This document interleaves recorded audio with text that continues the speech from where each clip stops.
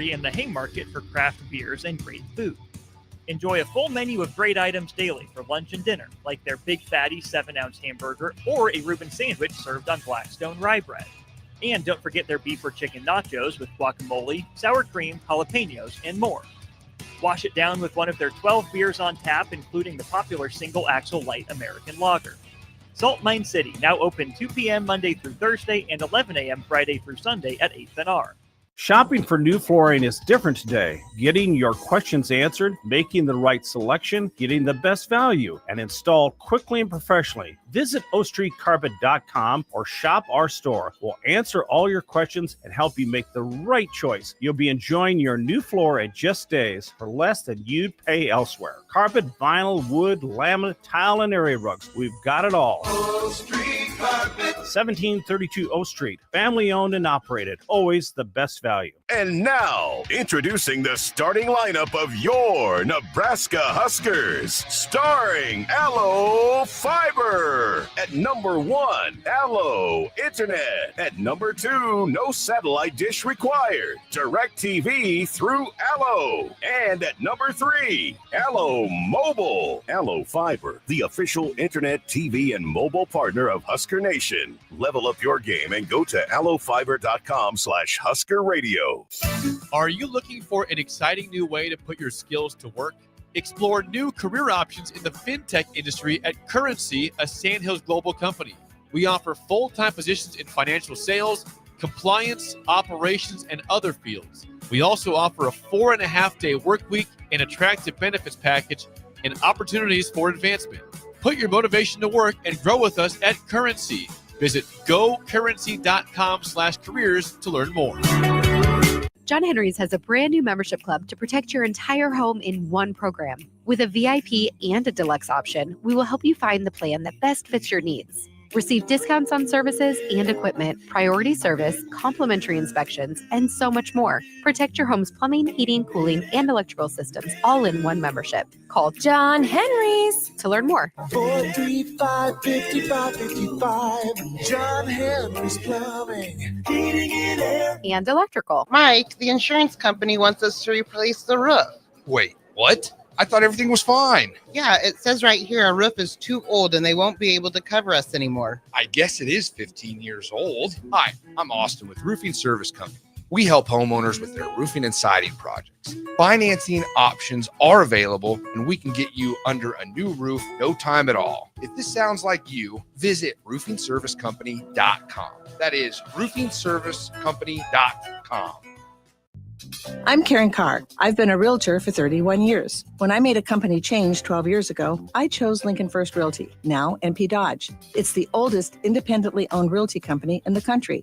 Since becoming NP Dodge, we've continued our tradition of community involvement. Our management and staff are always available to offer support in marketing, technology, social media, and educational opportunities. Expand your career with NP Dodge. Call Eric at 402-434-2222. This is Lincoln's home for sports talk on the FM dial. Also online at theticketfm.com. On the internet. KNTK FM Firth, 93.7 The Ticket.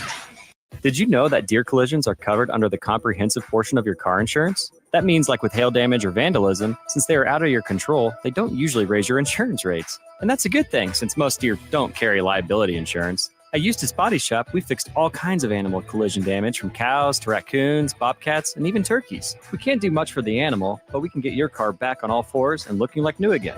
The most recommended Eustace Body Shop.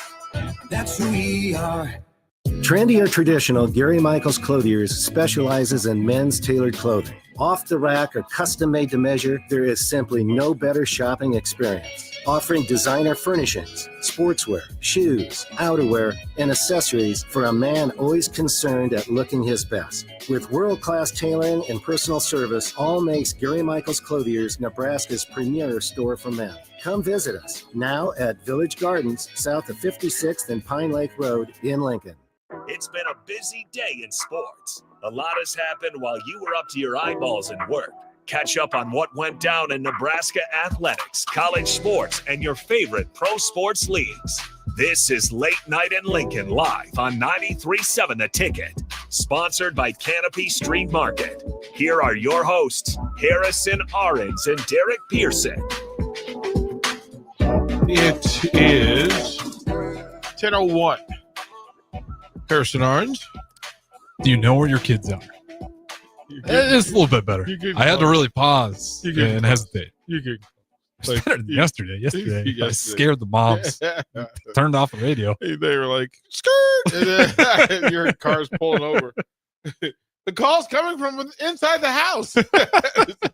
What is going on? Can you imagine if you just turned on the radio and that was the first thing you heard? You're like, oh! But that's really what it was. Just to get just you to pause. scare them immediately. Yeah, immediately tell me where your kids are. Tell me where are your kids. Yeah, it wasn't even just are your kids safe. It was like we won't go into it. You can listen to yesterday's episode. It was right at the beginning.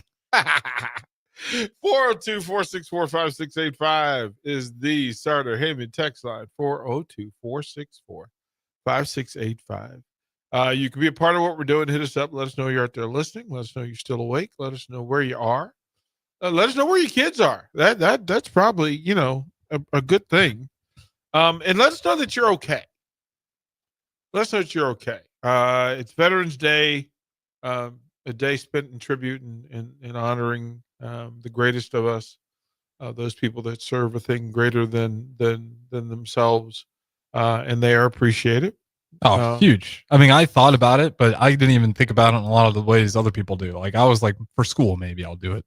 But a lot of people do it. I mean, there's been great athletes and, sports radio. There's been great pro athletes as well that have put it down, and Husker athletes as well that have, after 9/11, that went out there and served the country and gave up a lot to do it.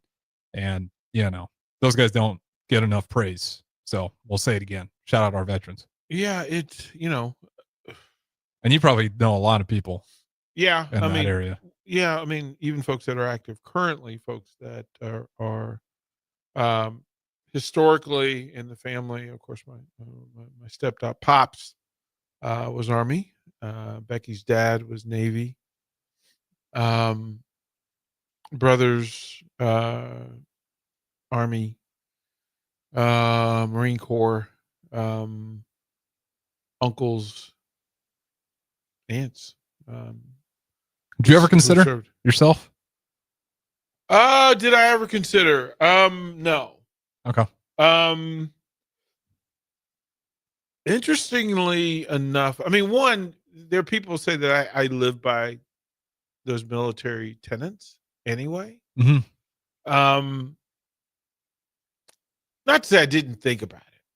I think every man and girls too. Different eras, and different locations. I mean, I grew up a 4-minute bike ride from Fort Myer, 8 minutes from Pentagon. Mm-hmm. So I knew, there were people in my neighborhood who were all military. And then, of course, I came through. The people that were my mentors were folks who were veterans of the Vietnam War, which was a different sort of reception and narrative and discussion. Mm-hmm. And so the way people perceived that, the way people talked about veterans, there was all sorts of divisiveness and the like, and this side versus that side. And while I've never been one to be on this side versus that side. I think that it's done far too easily and far too often with nefarious hopes and wishes. Yeah, don't draw lines if you don't need to. Yeah, it becomes the thing. Just divisive. Then, it's like, well, are you, all the name calling and that sort of thing. And of course, in DC, a lot of the folks who worked government were military. Mm-hmm. Dated quite a few women who were in the armed forces. So that was always a part of it, and you saw what it did, and some of the stories were just like, okay, no, I was too focused on going to college. Mm-hmm.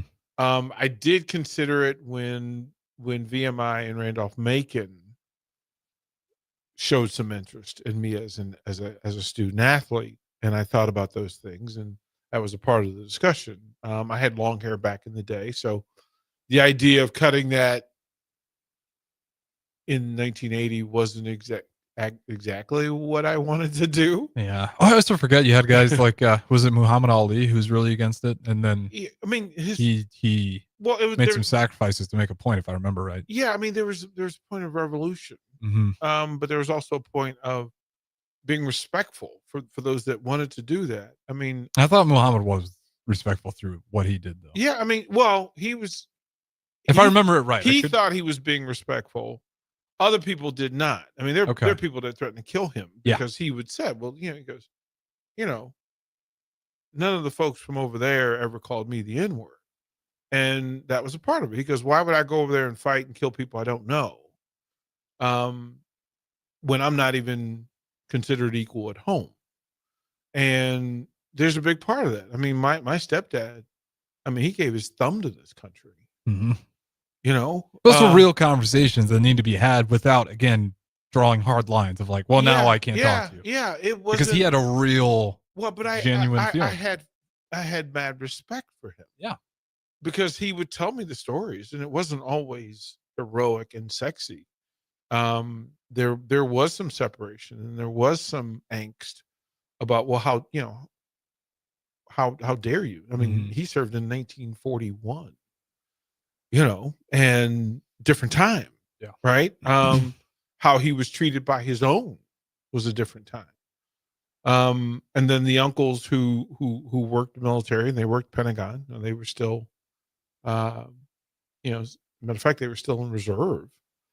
And mad respect for the discipline and the service. You can say, I absolutely have mad respect for this. But there are folks who went through a different version of it, and it wasn't always considered heroic. That's just what it was.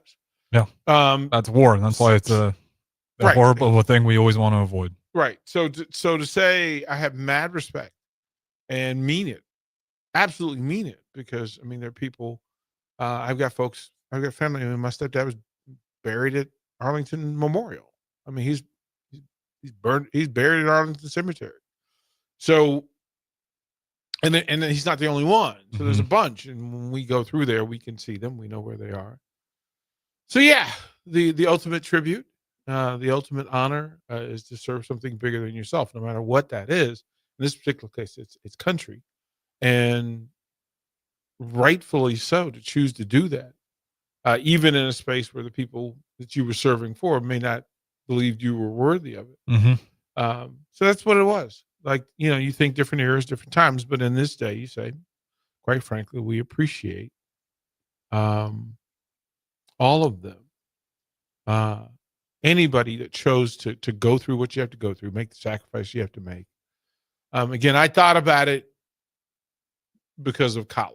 Yeah, I was in that same boat. And then there was a lot of discussion over, well, if you can't afford to go to college, this is one way to get it paid for. And I certainly couldn't do it. So, but then when the military academies start approaching, then it's, well, I get college and sports and get it paid for. And then, great discipline out of those places. Yeah. A lot to learn, a lot of great friends that actually went there. Ironically enough, Army, Air Force, and Navy, they're like kind of more of the traditional, what you remember of like the old colleges used to being, because there's not a lot of movement. Those guys are there long term, they're committed to it, and you can't, go join the Army and then hit the portal after a few weeks because you're not liking it. It's a real commitment there. So yeah, those universities always fascinate me. A lot of my best friends who didn't go to college, they decided to go in the military, and it was something. Like, I saw them go through, and some had success.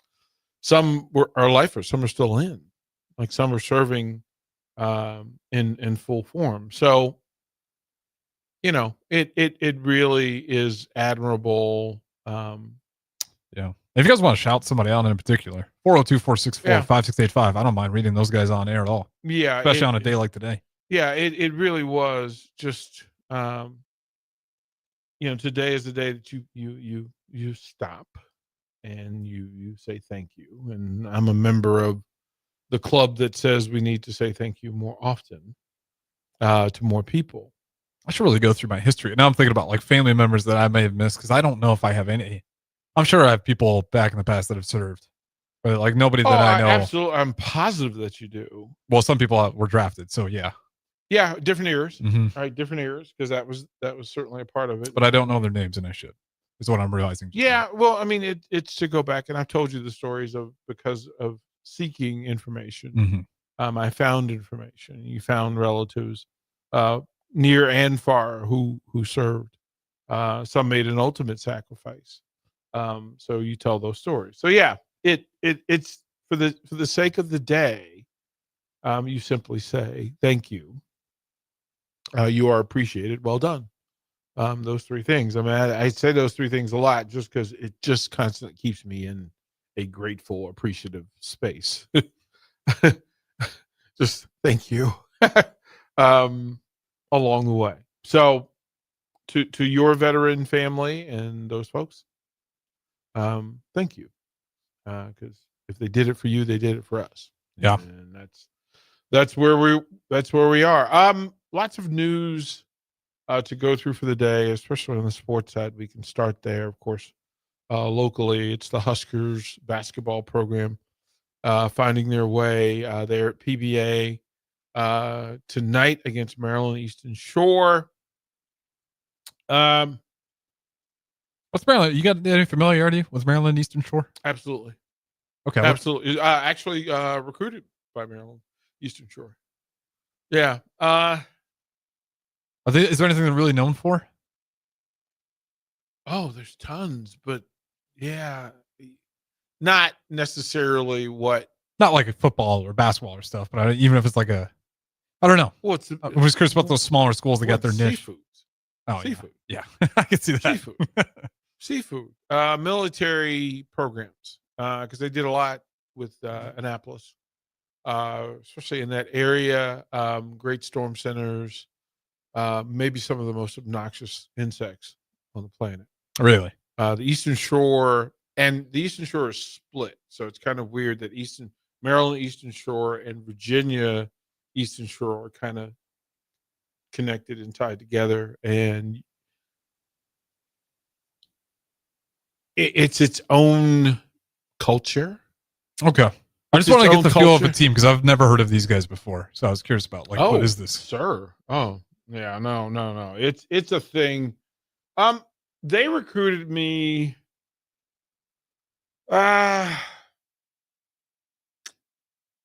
Baseball?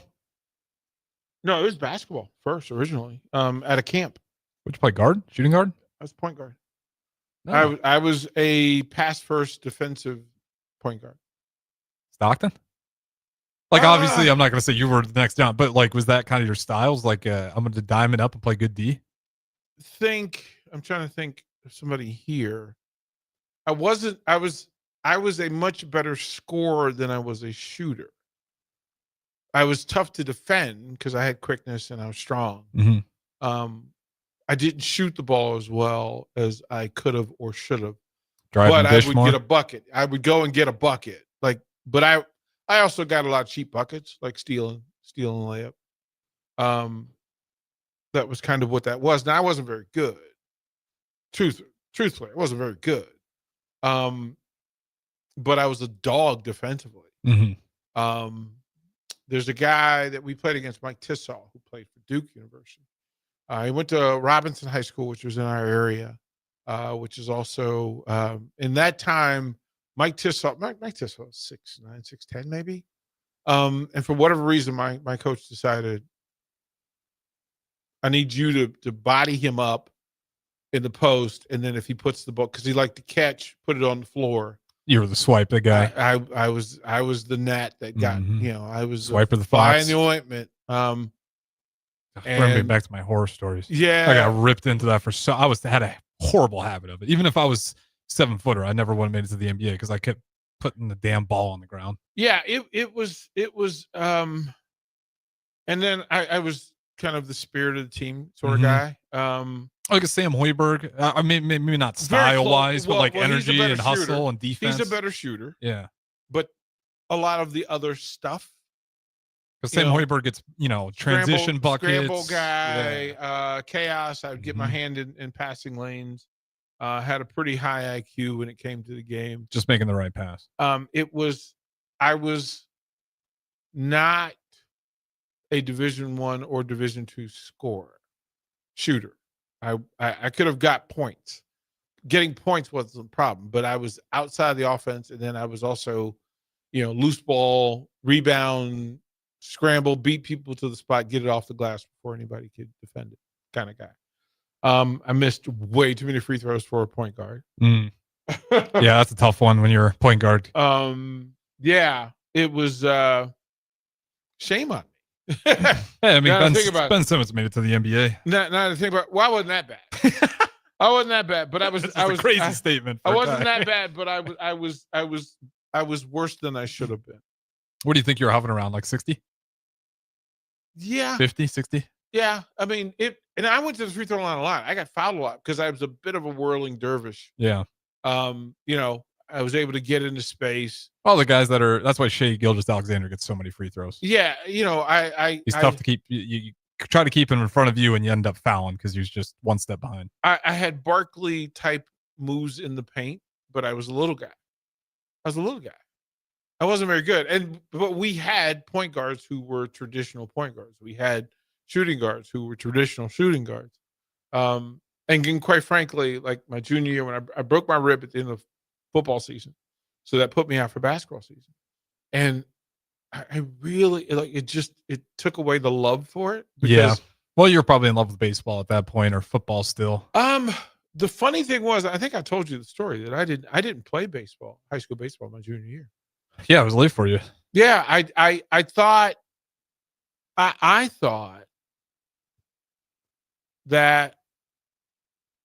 I would become too obsessive about it. And we had a really good baseball program. Mm-hmm. And I just didn't think I fit. I didn't think I fit. I just didn't feel like these are my guys. These are the cross county guys who I played against my whole Little League career and travel ball career. And quite frankly, I didn't like them. They played like, it was like I was an Ohio State guy and they were Penn State. And I just didn't like them. Yeah, proximity is a weird thing. Sometimes you're just close enough to not like each other. Well, because I was from the other part of the county. Mm-hmm. Like our rival high school, I would have played every sport every year. As a matter of fact, I would have lettered in 4 sports because I liked the people there. I truly enjoyed them. They had respect for me. They appreciated the way I played. They appreciated the way I worked. They appreciated me as a person. I was an outcast and an outlier.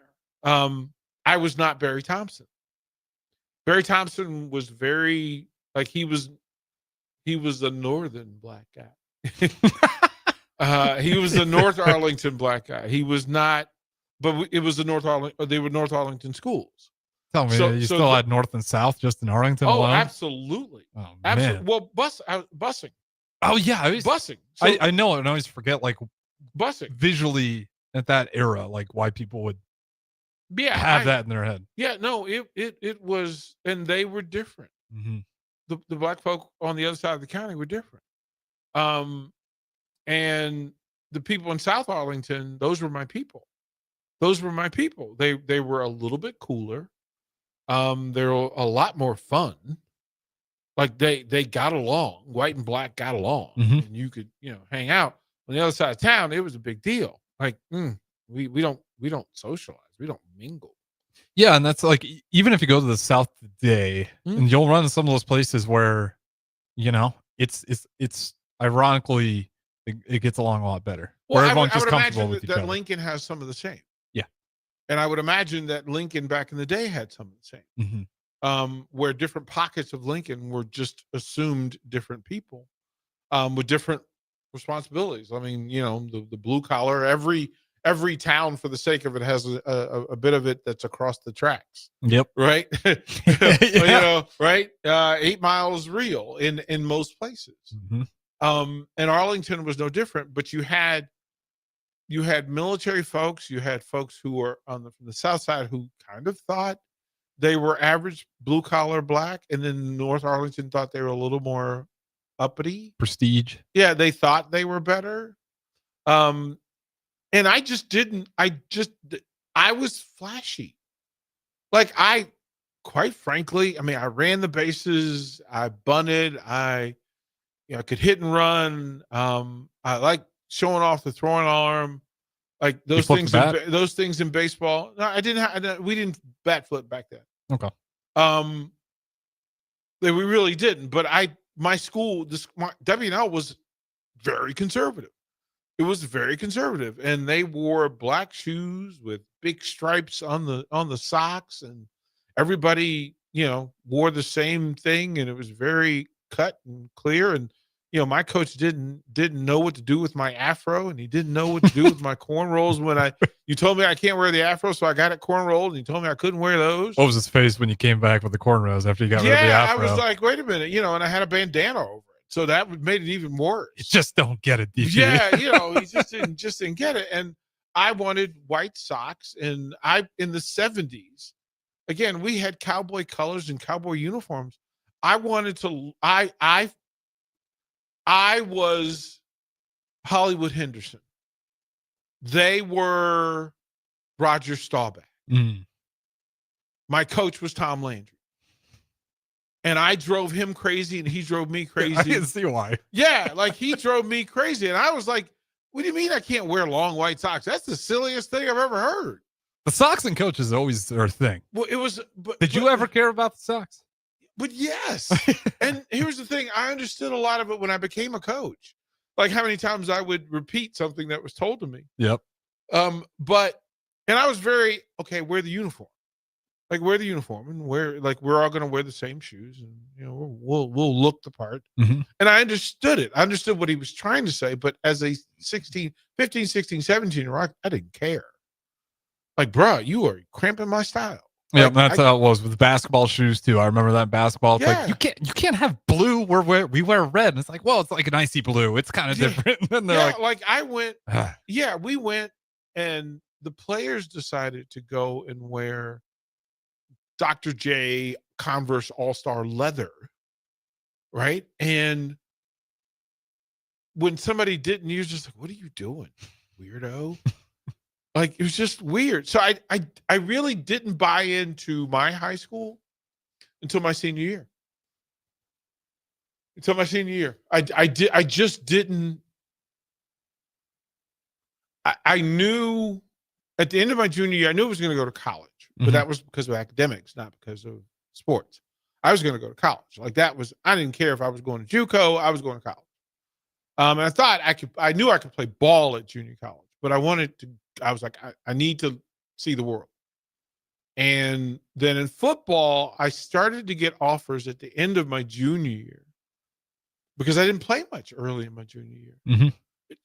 Quite frankly, not a very distinguished high school career because I was in the wrong system. I was playing with the wrong people. well, especially if you feel like the buy-in's not there for you, it's hard to give that same. Well, back. but they also like my Like if I put my best foot forward. My parents wasn't friends with the coaches like all of my teammates. Mm-hmm. The teammates were all friends. Like none of them lived near me. None of them. Like my year, there were 4 black people on the whole team, and 3 of them lived on the other side of the county. So, no point of reference. I had one guy who lived near me, he was nerd guy. He was a minister's son. Like we were not alike. He was a big guy who loved the black shoes and the thick socks, and I was like, ugh. Like what do you? So I didn't really get involved. Things evolved for me late. And because I was a late bloomer, it was my college coach's favorite thing was that I didn't have any bad habits to break. And I was enthusiastic about, we get to practice today. Mm-hmm. Because I was happy to be there. Like this is amazing. Everybody, we're in college playing baseball. This is amazing. Everybody else is like, yeah, calm down, dude. But my program was the program that beat all the programs of the people who were on my college roster. Like we dominated them. So it was kind of like going to Omaha West Side, then you come to Nebraska and everybody's at Pius and Lincoln, and you're just going, dang, like, what do y'all do? Why don't you love this? Like, isn't winning cool? We didn't win, bro. Then how are you here? And I'm like, well, I can show you how to win. Well, we never did that. You know, that kind of, you become that dude. So it's always interesting, right? That how you evolve and how you end up where you are. I would have loved to play it in today's high school system, throwing the football around. Oh my God. There's also the added extra drama around today's. Well, but I was. Well, to be fair, it's much better than the drama of your days. So I take that back. I was built for all. Yeah, that. yeah. I mean, just think. Remember the Titans? That kind of we're comparing apples to wing tee football versus today's. Hey, we can throw it, and we got a real route runner, pass catcher. Like, and I had quarterbacks.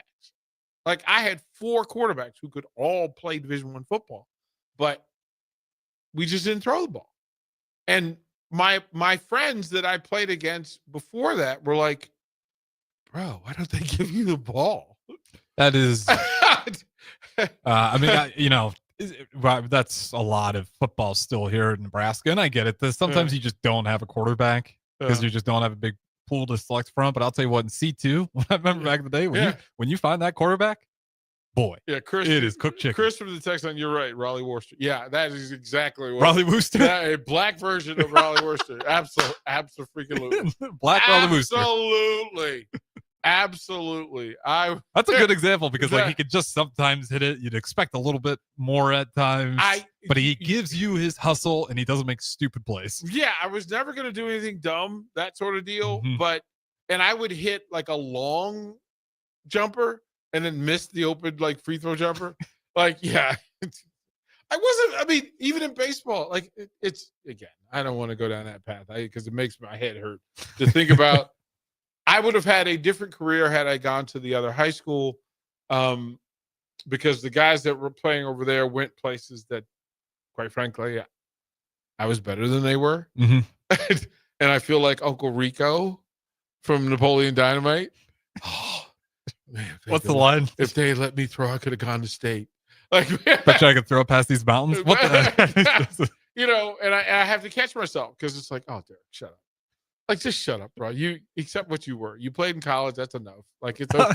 It's okay. I want to start dubbing you and calling you Rico. Oh, bro. It was just, it was so much of that. It was just, I mean, Barry will tell you. With Barry as my quarterback, I think I had 11 receptions. Yeah, that's just high school. You're going to run into teams that don't throw the ball, period. They just didn't throw the ball. But, I mean, I was a great blocker.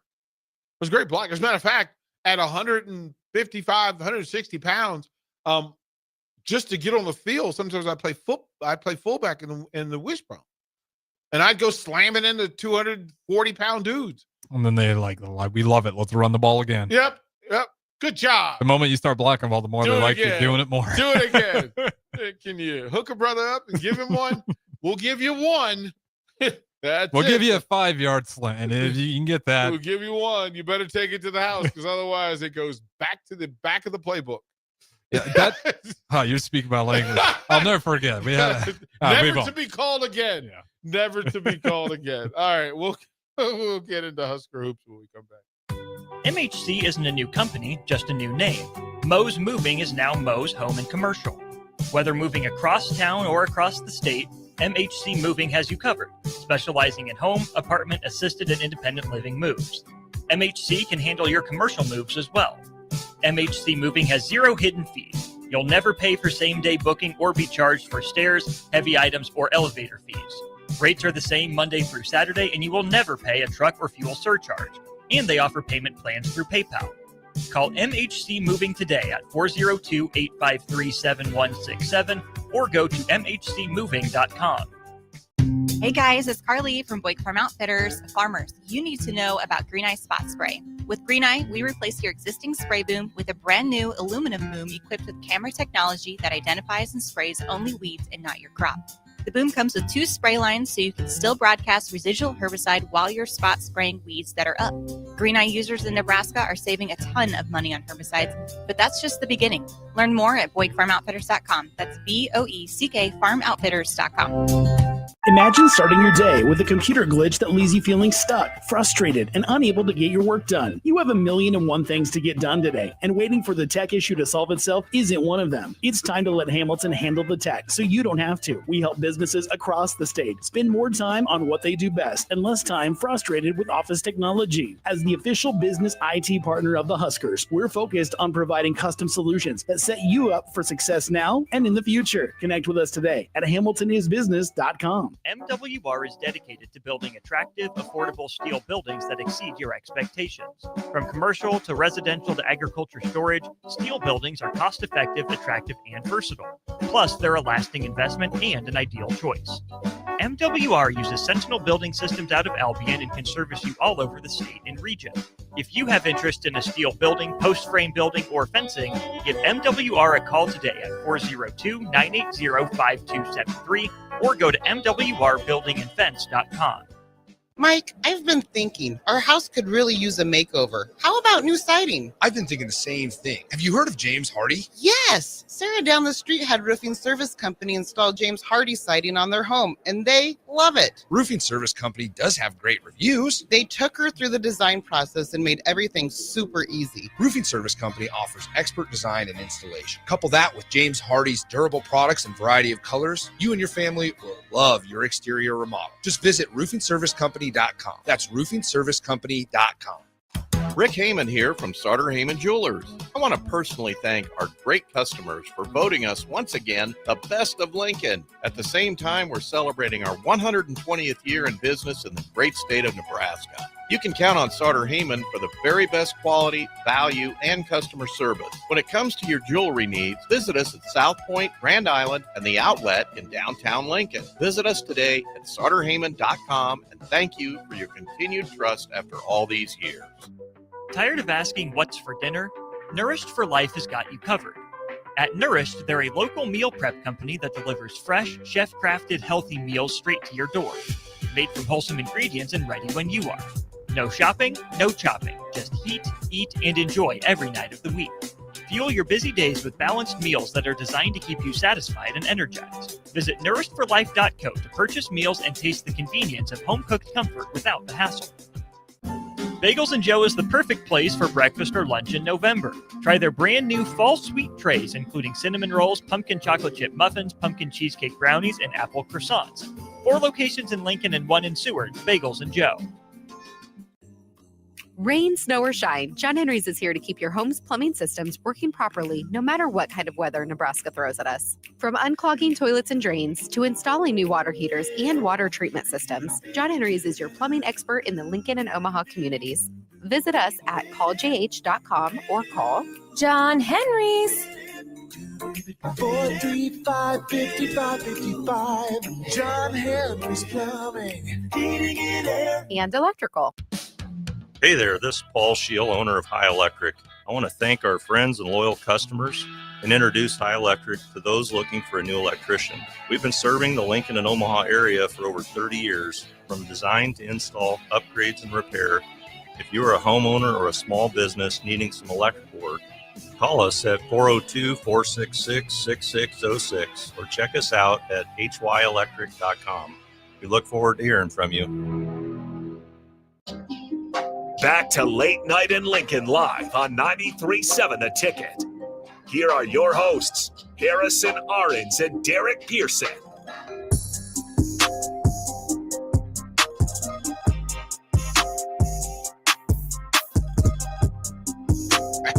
Yeah, it's always interesting times, man, to go and try to think of the psychology of athletes. And it never is it's never what you thought it was at the time. And in retrospect, it's always pretty funny. Yeah. Well, and also Jay Foreman always says it best. It's one of his lines after all these Husker football games is you're never as good as you think you are and you're never as bad as you think you are. And that is one of the truest things said. I didn't have athletic ego until I got out of college. Because I wasn't the best athlete in my family. That's right. Your brother was an insane. My brother, my sister still has track records. That's right. My older sister still has track records. My brother set track records. As a matter of fact, that still exists. He was in the Olympics, right? Yeah. Yeah. I mean, you know, I came, my mother was a runner. It was just in that I never really, like, I thought I was good, but I didn't think I was that good. Because you're humbled by your siblings. All the time. Like if you were growing up in any other household, you're like, you know, probably chest puffed out a little bit. Well, every other household in the neighborhood would have loved to have had me as their kid. Mm-hmm. Because I didn't get in trouble, and I was in the papers all the time. I was a pretty good junior level, national level long jumper, because I long jumped because I didn't want to be a sprinter. Good call. I didn't want to be my little brother. Didn't want to be my big brother's little brother. That's a big shout forever, right? I was never going to run at Olympic speed. I mean, he ran, I want to say in high school in 1971, 72 maybe. He ran. Back then it was 100 yards. He ran a 9.400 in high school. Pretty ridiculous. He ran a 9.4. And he went to, and he was recruited. He was recruited by Nebraska. But he was recruited by Nebraska for football. I can see that. He was a really good football player. Yep, He was a really good football player. And then he chose a place that, quite frankly, he shouldn't have gone to, but it was the perfect place for him. There's no point in the universe that those two things should have met. And he went to tiny David Lipscomb College, which is now Lipscomb University. Yeah. And he was their first All-American in track. He then helped them recruit the next 3 All-Americans, and they won an NAIA championship because of those 3. Well, he served the university. Yeah. Yeah. Did him a major favor. Yeah. I mean, he and Coach Joey Haynes, and, you know, he did the thing. And he said, you know what? I don't want an athletic scholarship. I want an academic scholarship, because if I get hurt, I want to still be able to finish my degree. And his living in college and the messages and the letters he wrote and sent home, whenever he came home, you know, he'd have T-shirts from every track event that he was at. And, you know, I was the cool kid in school because I had like a Ball State Relays, a Penn Relay shirt, right? And I was fast. I didn't want to run track in high school because, again, it would have put me right back under my little brother's thumb. Baseball was not my brother's sport. So, you know, and he used to laugh. He goes, yeah, you're using the family speed for baseball. And so it's always interesting, right? That who you think you are at the time, which is why I really try to take it easy on athletes, especially high school athletes, right? That they're really just trying to figure stuff out. Yeah, and they're putting in the work. I'm not. So why am I going to be mad? But they don't have a clue.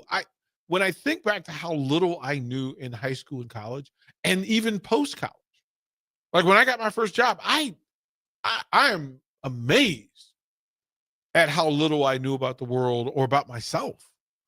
And so, you know, which is why I will sit back, you know, in the office, and I will talk to Ridge and Caleb and whoever comes back there to give them some insight to it's okay. Like, it's okay. Like, they think that, again, these are 2 of the most dudes back there. achieved, like deep, you know, highly achieving humans on the planet, and they have question and doubt, and you go, no, don't do that. Yeah, one's a national champion, the other one just took down number 7 and number 11, I think. A multiple time All-American. Yeah. Yeah, and it's like, bro, you've got it. Like, trust me, you've got this. You're ahead of the masses. Well, those guys always come in to work too.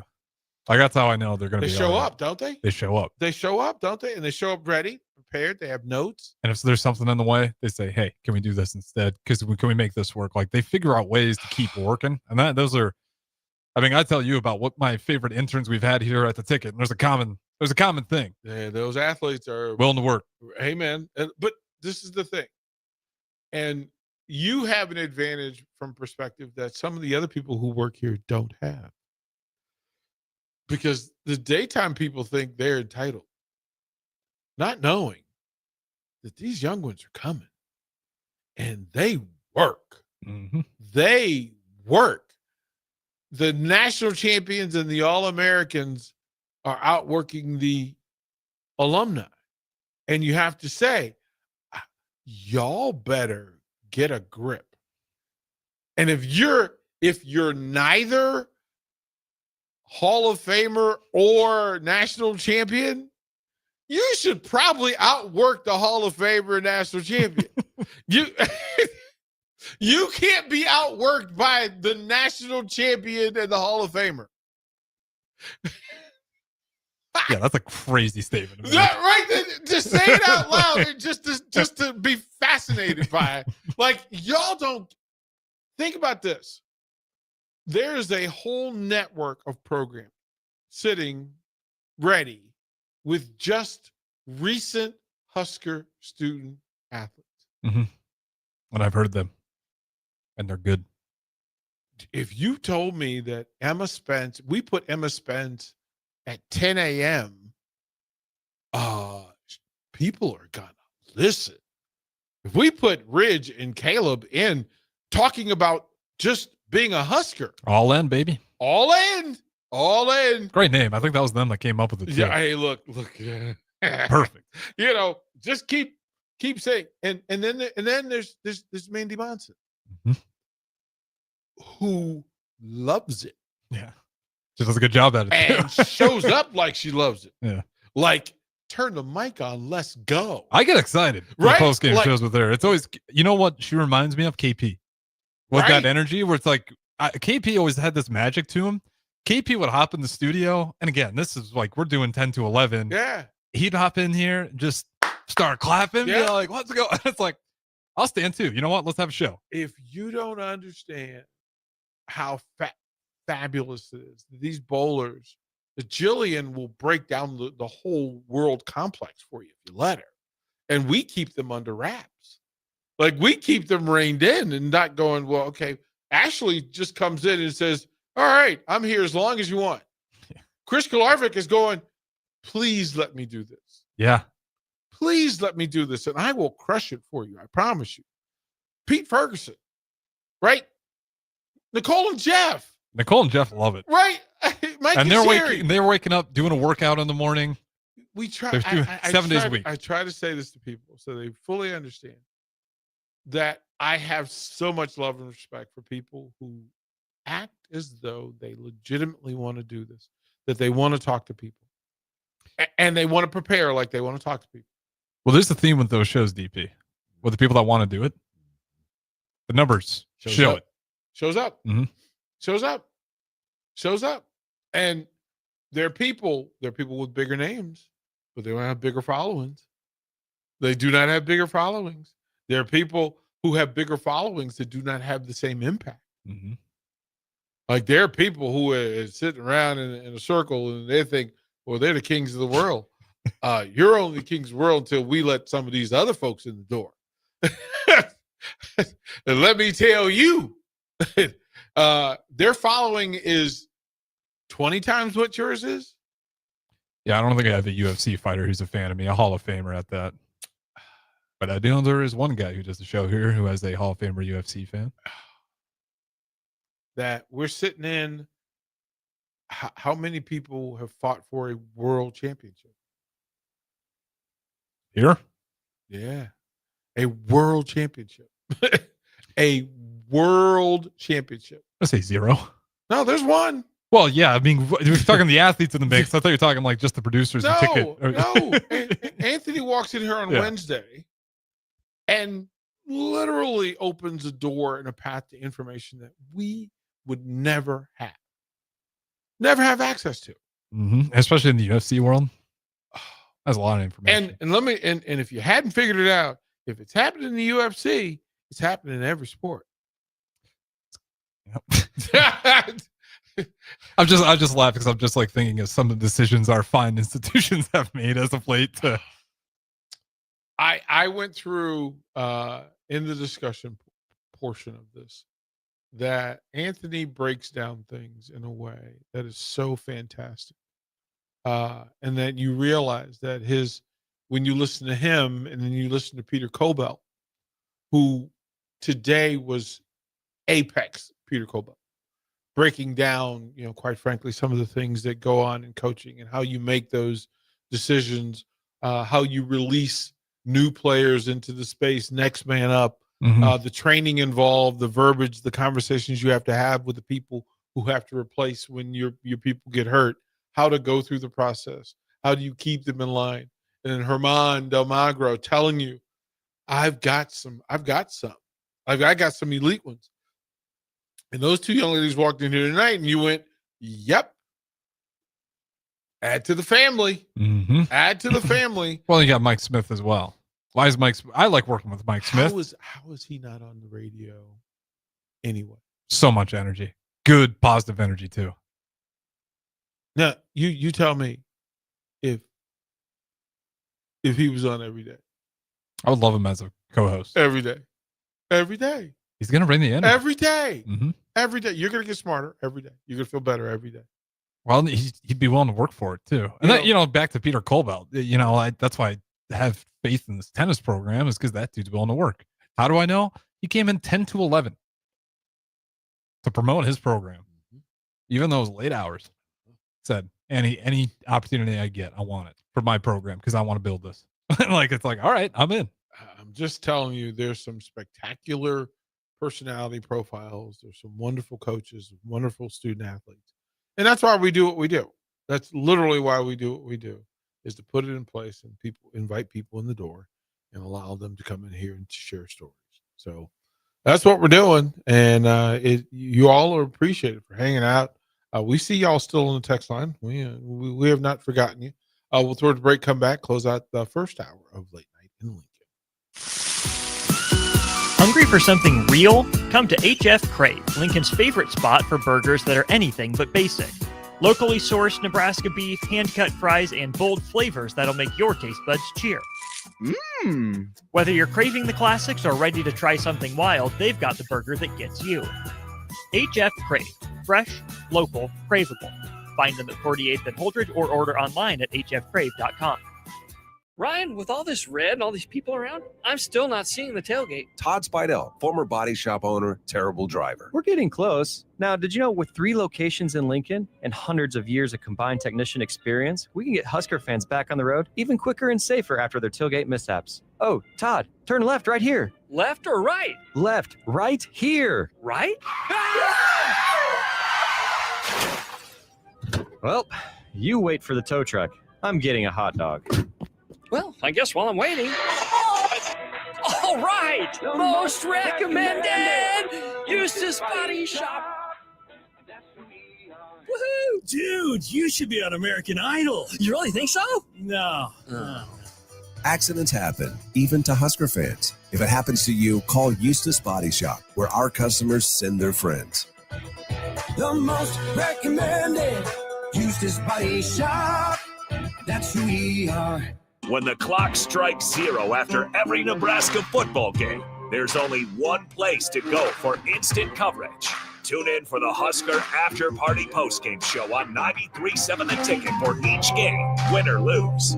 Call in with all your takes or text the show at 464-5685 and hear quotes from the players and coaches, too.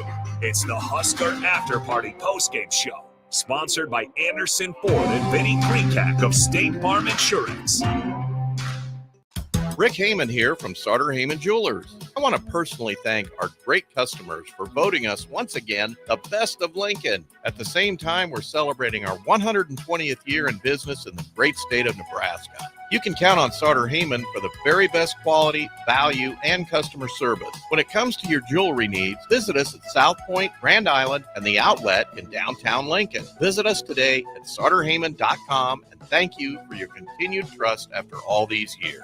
At Parkview Animal Hospital in Lincoln, it's not just their professional care that sets them apart, but their warm staff and state-of-the-art facilities. Whether it's for a routine checkup or a comprehensive medical procedure, at Parkview, your pet isn't just another number, but a valued member of their caring family. Visit them at pahlincoln.com today and in person just south of 14th and Pine Lake Road. Parkview Animal Hospital, your pet, their passion for happier, healthier, furry friends. This is Bill Mitchner, Executive Director of Lincoln Lighthouse. Did you know Lighthouse provides multiple programs for students such as one-on-one tutoring and mentoring, as well as pro-social skill exercises, while providing them a nourishing meal and a safe space during all months of the year, even during school breaks? Learn more or contribute to Lighthouse at lincolnlighthouse.org today.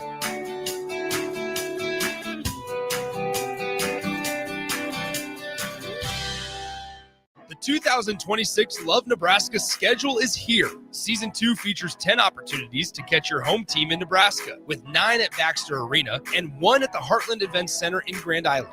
More matches means more chances to see your favorite pro volleyball athletes, like Lexi Rodriguez and Jordan Larson. Check out the full schedule by visiting lovbneb.com/schedule. Anderson Ford in Lincoln has 2 convenient locations, which means 2 times the customer service, 2 times the inventory, and 2 times the ability to get you in the car of your dreams. Whether you visit us on the north side or the south side, you'll find more selection and a team that's always on your side. When you're looking for a better way to buy your next Ford, visit Anderson Ford in Lincoln, where exceptional service meets unbeatable selection. Are you looking for an exciting new way to put your skills to work? Explore new career options in the fintech industry at Currency, a Sandhills Global company. We offer full-time positions in financial sales, compliance, operations, and other fields. We also offer a 4.5-day work week, an attractive benefits package, and opportunities for advancement. Put your motivation to work and grow with us at Currency. Visit gocurrency.com/careers to learn more. Unearth the secret to long-lasting tires at Tread's Central Tire Pros, a league apart in commitment, service, and expertise. This isn't just about rubber meeting the road, but trust, safety, and surety converging in perfect harmony. This is where expectations are exceeded every time. Make your appointment today at Tread's Central Tire Pros, just south of Cortland on Highway 77, or visit our website to explore our services. Remember, when it comes to tires, choose Tread's Central Tire Pros because we tread differently. Back to Late Night in Lincoln live on 93.7 The Ticket. Here are your hosts, Harrison Arens and Derek Pearson.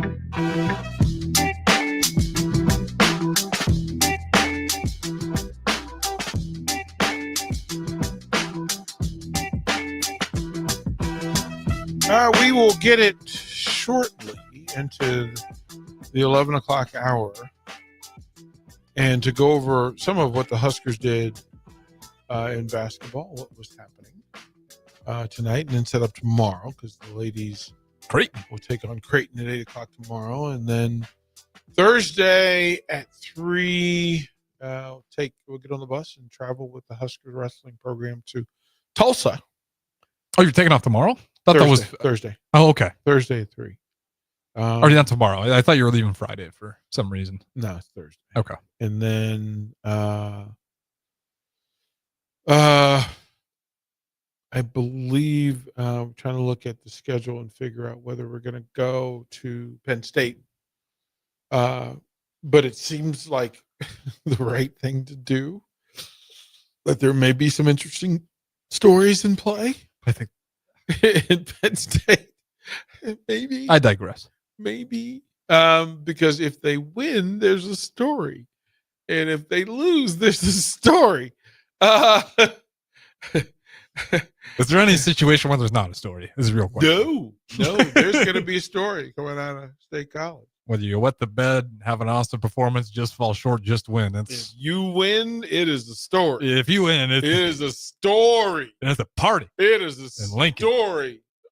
Or not. Or you come back and half the town has been raised. Because if he wins if the Huskers win at Penn State and they go to 8-3 by winning against what was perceived that started the season as a top 5 program, and then they beat them there. First of all, people are going to boo there, or they're going to cheer, and there might be a chant out loud. There might be a chant out loud. I think it will be. You know, it might rhyme with fire Matt Rule, but it may actually just rhyme with fire Matt Rule.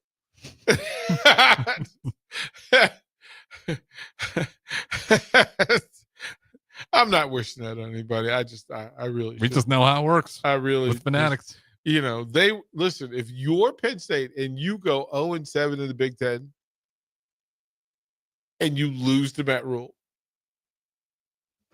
There's gonna be a lot of banging on the table. Oh man. Oh man. That would be the most rage-inducing thing Hit you could go send. through. And then you're like, all right, let's turn on wrestling. And if Nebraska wrestling does what they do this year, and Hit send, man. Hit send. That's all I'm gonna say. And I jeez. what's tougher? Who's having the harder year, Wisconsin or Penn State football? Oh, Penn State. Wisconsin They kind of knew, I feel kind of knew. Yeah. They had time to brace themselves. Like, all right, they looked at the schedule and they're like, okay, They kind it's of gonna knew. suck. Under no metric, under no form, in no universe did you have Penn State winless in the Big Ten. Yeah, I agree. That's right. I always forget. Was it 0-6? They are 0-6, about to be 0-7 in the Big Ten. 0-7 in the Big Ten. We got 7 wins. 0-7 in the Big Ten. With losses at home to Nebraska and Northwestern. And UCLA. You better fully understand. Holy cow. Things are going to be. Well, and UCLA beat them on the road, and we just beat UCLA.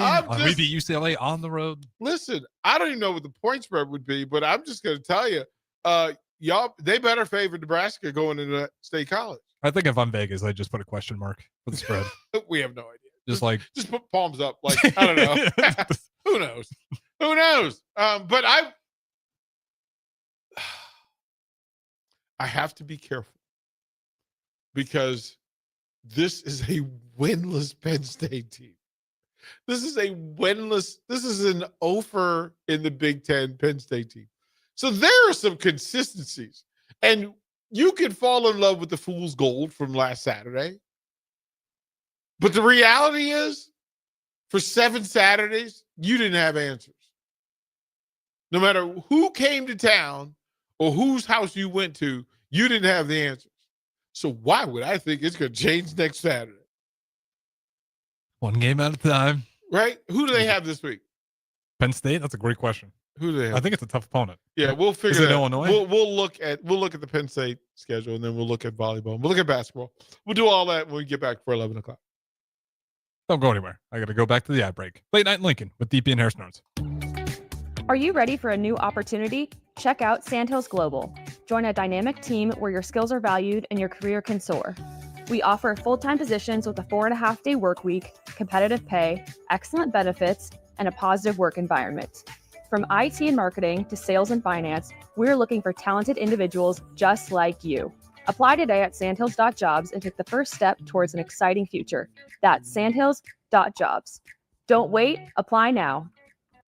This is Lincoln's home for sports talk on the FM dial. Also online at theticketfm.com. On the internet. KNTK FM Firth, 93.7 The Ticket. Easier, come to O Street Carpet. Hi, I'm Steve Carper. Our flooring professionals can help you choose the best flooring for you, your family, and your budget. We eliminate the confusion. Even better, you'll be enjoying your new flooring much sooner. No 6 or 8 week waits. We'll install right away and save you money on installation. Floor shopping made easy every day at O Street Carpet. O Street Carpet. 1732 O Street. Family owned and operated. Always the best value.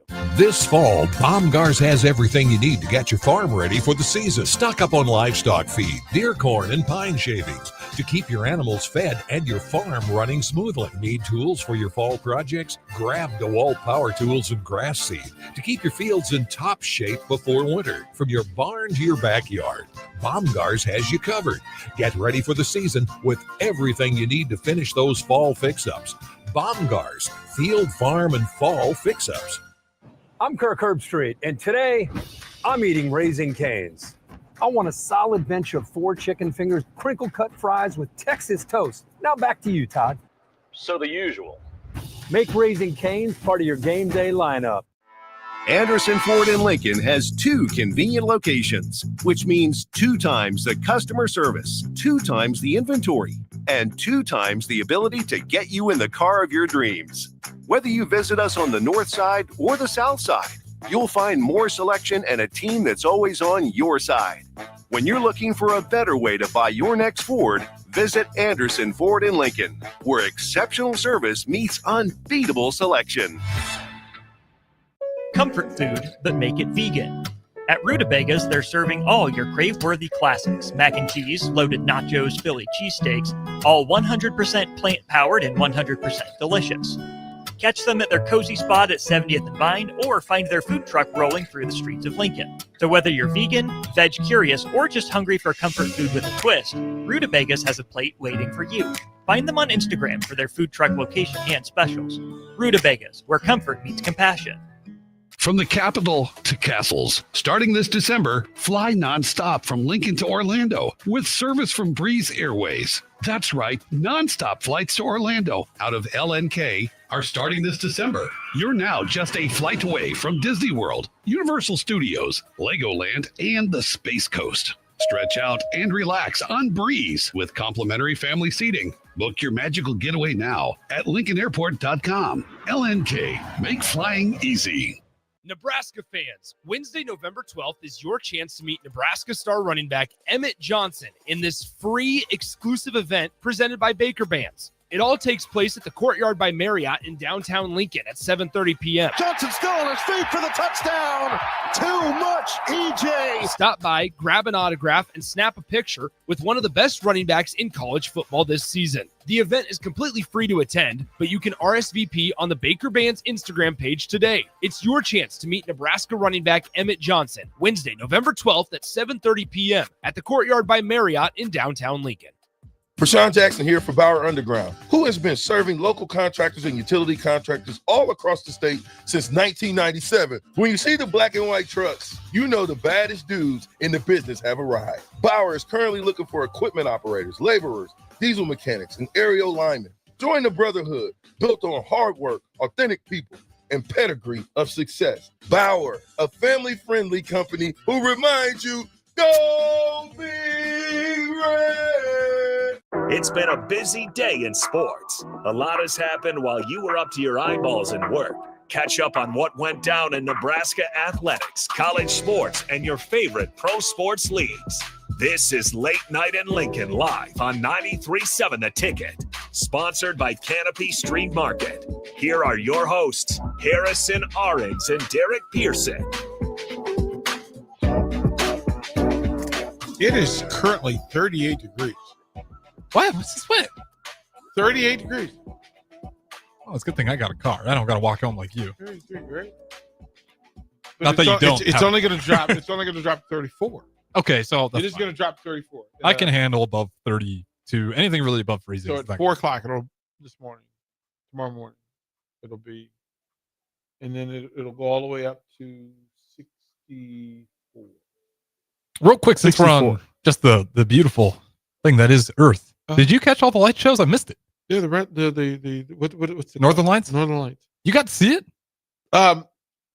Yeah, I saw it because every one of my friends across the planet sent me pictures and videos. I did too, but I was in here and I didn't see it. I was in the office and it didn't matter because everybody kept sending me pictures. I've never gotten to see it before though. I'd imagine it looks really cool in person. I was a little bit bummed. I was like, I missed it. I had no idea. Easily 15 pictures, videos. Yeah. Well, it's beautiful. Shout out to everyone who did get to go see the Northern Lights. I'm not mad at them. I'm a little jealous. This is where this is funny. That this is the headline, and you never know whether any headline is legitimate anymore. Mm-hmm. Right, but it says, here's the headline: Nick Saban emerges as favorite to be head coach at college football powerhouse. He's trending for a major college football job. What program do you think that is? For college football? Mm-hmm. Florida? And then he goes, yeah, but he says, I want to stay retired. I ain't interested. Good reporting. So someone was way wrong. Oh, I also heard Lincoln Riley, watch out, which I don't. They said that he was once again floated. His name was floated for the LSU job. Of course, he said, "Yeah, it ain't happening." Yeah, I mean, it ain't happening. Weird stuff. It's just weird times. well, it's also with that coaching carousel. People know, like, we just saw it on Twitter with some knuckleheads tweeting out they're gonna with the college basketball crown, and people know they can tweet fake, ludicrous stuff right now, and unfortunately, there's not enough filters where people just start retweeting it, and liking it, and being like, "Oh my gosh!" It's a thing. They're gonna put up. They're gonna change their colors to orange and yellow. Yeah. Okay, sure. Just break it in. Huskers going back to the Bug Eaters. Yeah, that just post that from well-known sources inside. Yeah. It's always just like inside the university. Yeah, I'll tell you right now. If you from a ever read credentialed something- media, from a credentialed media guy. if they don't cite their sources, if you are too scared to say it, I don't believe you. Unless we're talking about like real problems. If we're talking sports and you're like anonymous sources, get out of here. I'm not there. I'm not buying it. No, you're not. No, like, what are you doing with anonymous sources? And then you guys retweet it. Like, come on, just man, and because otherwise you just keep it to yourself.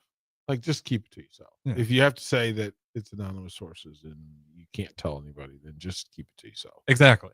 It's okay. It's one of my biggest pet peeves, and I feel like more and more articles I read today always have that according to anonymous sources. I'm like, oh, well, great. Just say, I'm making this up. Yeah.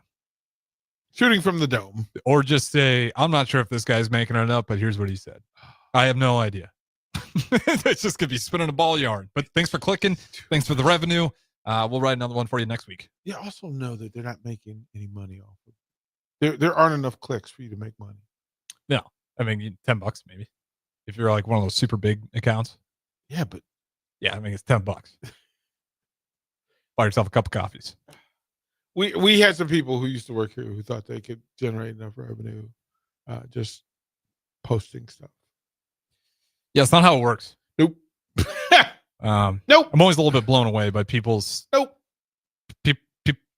way the effort it takes to make money on social media is much more than you think it is. Nope.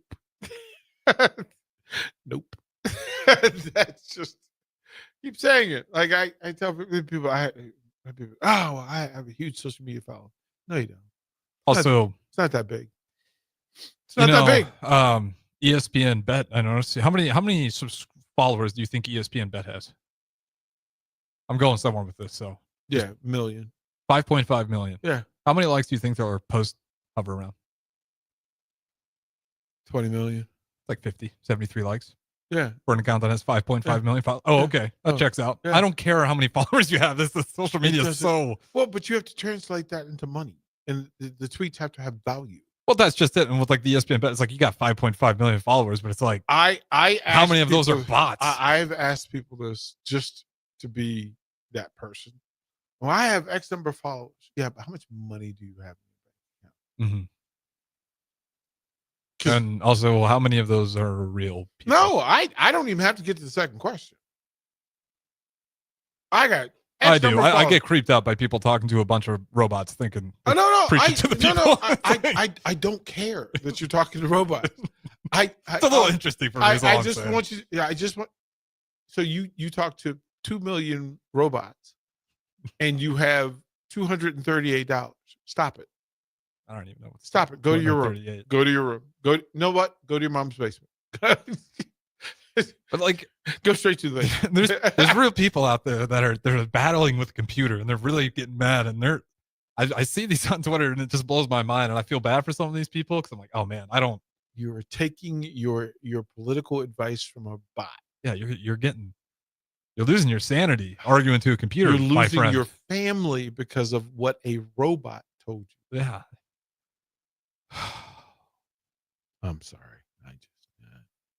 I don't know what to call it. I would call it the information overload era. Just be careful what you're consuming, because a lot of it's not always. It's right. A lot of it isn't. It's just not. It's just not. Interesting night for the Huskers. Men's basketball they put together. It's a story of two halves, and well, actually, to me, it was the story of the 4-minute blocks of Husker basketball.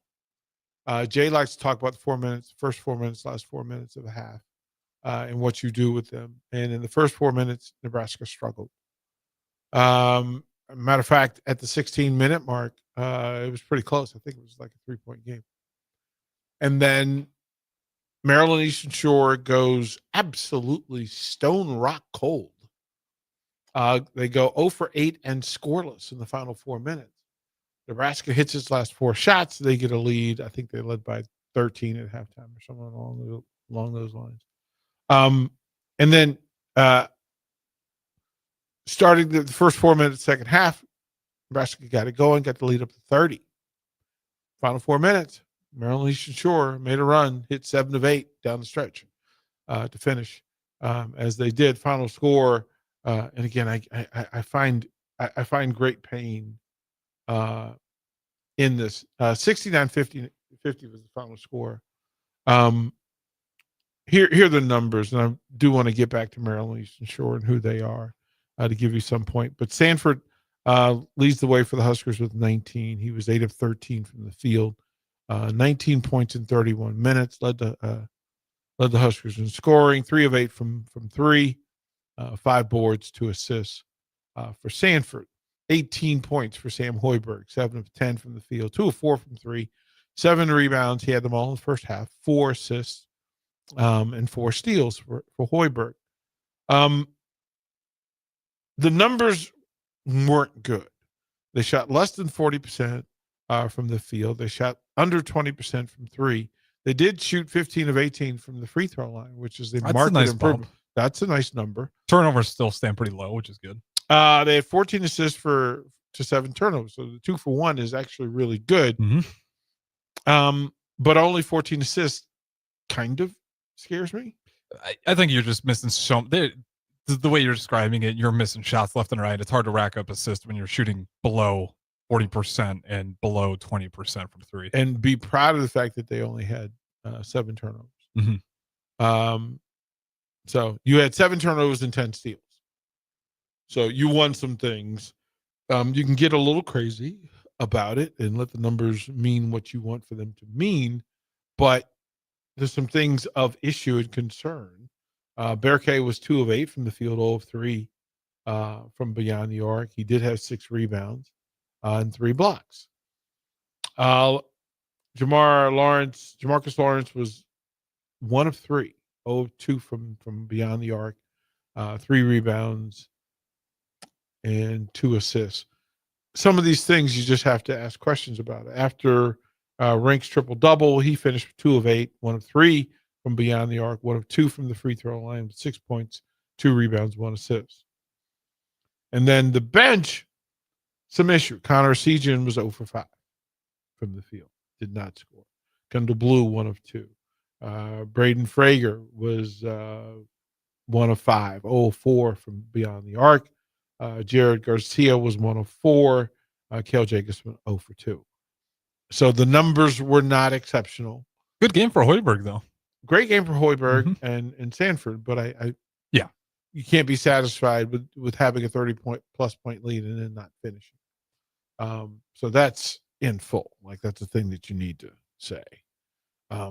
Different leading scorer again, 3 straight games in a row. It's feeling a little bit like last year's start where.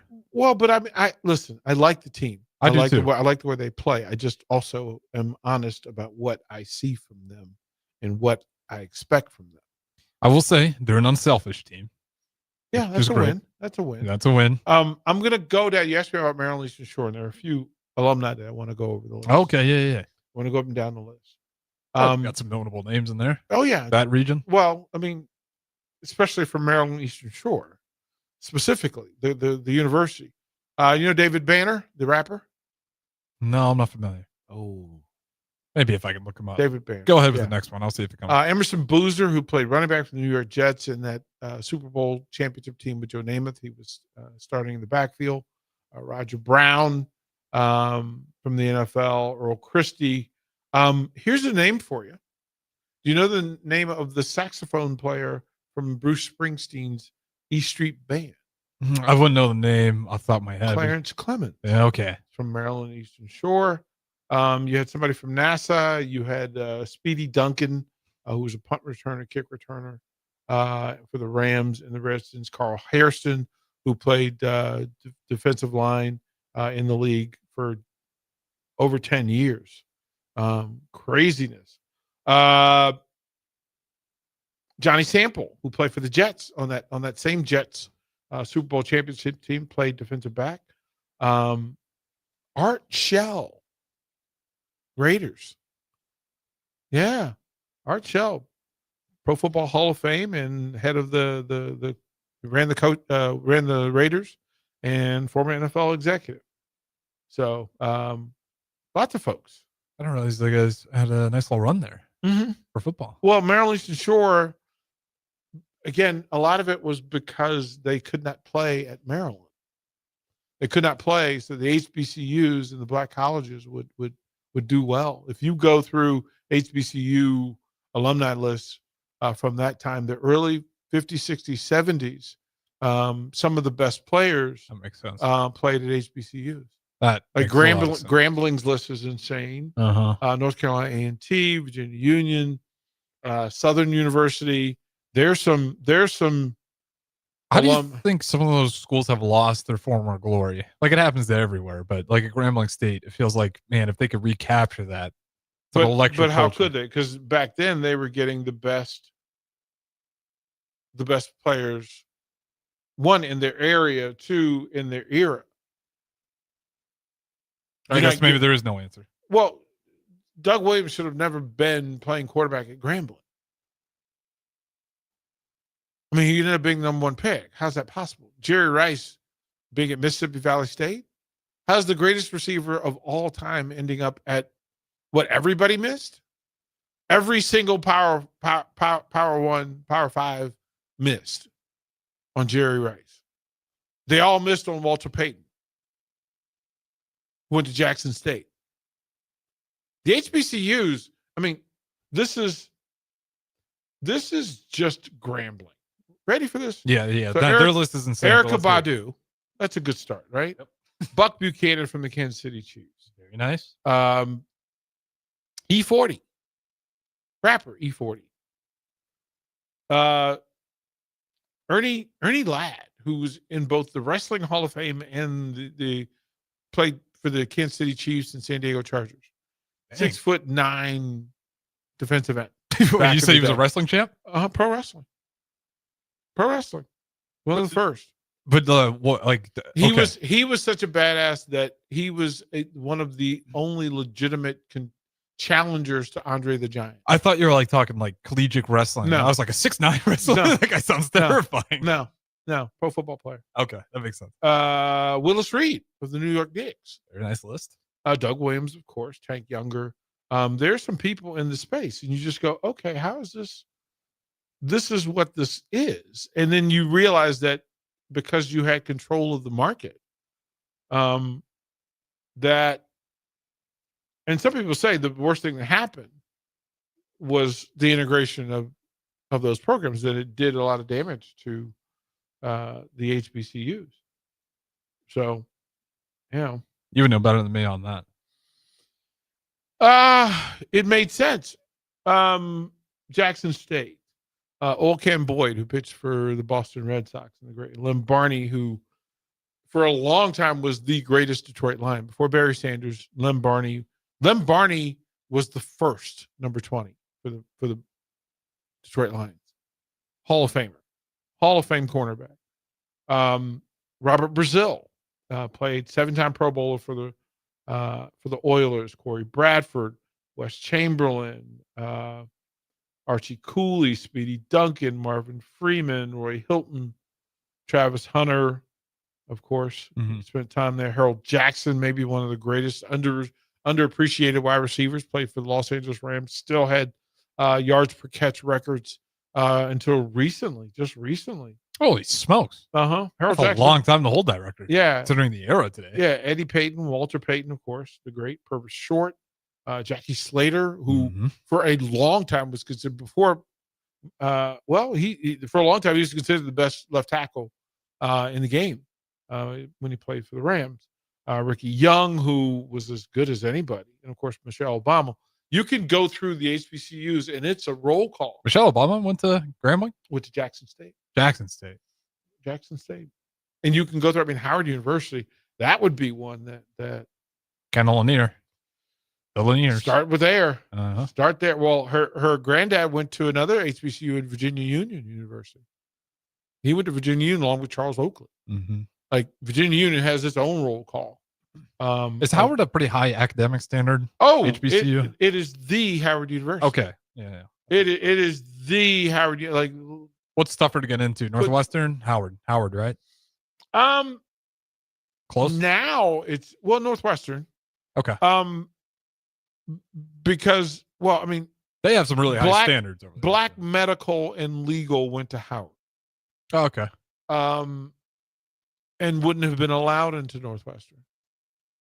There was an era where that wasn't really going to happen. Howard's alumni list is so good that it's hard to list them all. Just from the political standpoint, of course, Kamala Harris, Thurgood Marshall, Mike Espy, Andrew Young, David Dinkins, who was the mayor of New York, Toni Morrison, Pulitzer Prize winner, Zora Hurston, author Paul Lawrence was amazing. Chadwick Boseman, Felicia Rashad. Chadwick Boseman went there? Roxy Roker from the Jeffersons, Anthony Anderson, Taraji P. Henson, Nick Cannon, of course, P. Diddy. You can probably. Well, no, but I mean, here's the thing. It is what it is. Like, yeah, that's a good point. He went. Like, there's no. Can't erase history. Well, right. You can, but it's shameful, I think. No, I mean, you have to say that there were 11 members of Congress. That's pretty stealthy. 70 Fulbright, 11 Truman Scholars, 4 Rhodes Scholarship winners. Yeah, Howard University was crazy. It was crazy. That's not terrible. I mean, it's always talked about in very high regards. That one's not. Yeah, terribly I mean, surprising. the Buffalo Soldiers. I mean, it was really a thing, and it was my first choice for college. Yeah, I can imagine why that would be a good pick. I thought academically, okay, 100%. I would fit in. I thought culturally, I would fit in. How were sports in that area? And here's the thing: they were good in football. They were actually good in baseball, good enough for me to actually feel like I wasn't downgrading my talent for baseball. Like, I thought it was I was playing at the right level for football.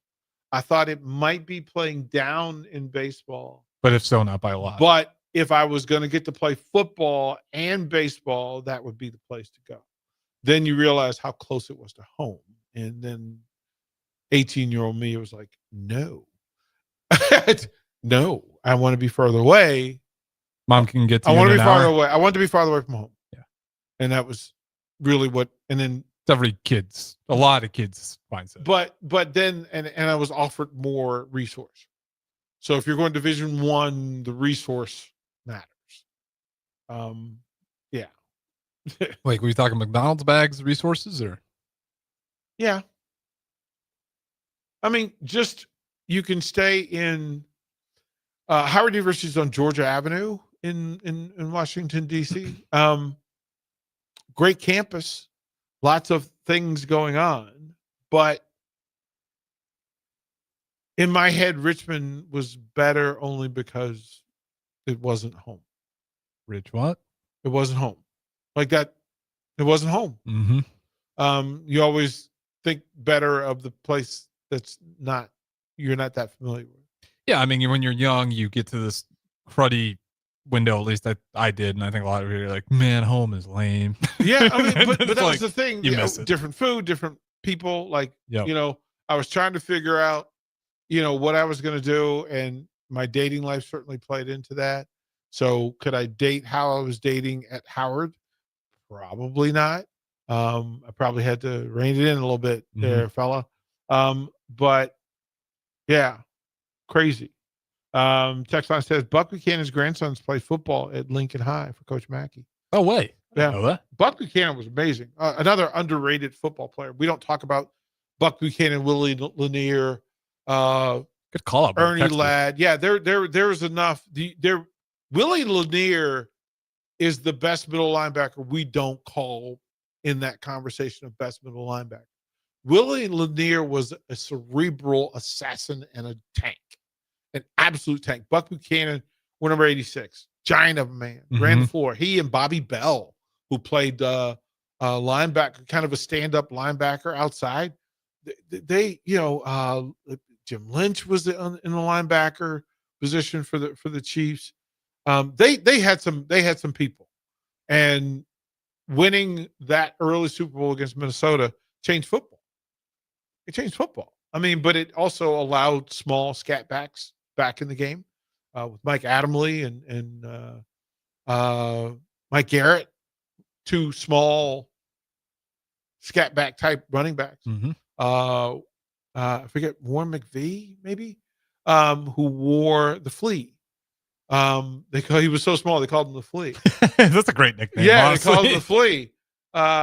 Pesky. Yeah, well, because they ran these traps, and these were quickness traps, and they got on top. They got on top of you before, like people would over pursue. So when they played Minnesota in the Purple People Eater Great Front Four, Mm-hmm. that they would get upfield and get penetration, thinking they got to win, and then they trap them and they cut inside.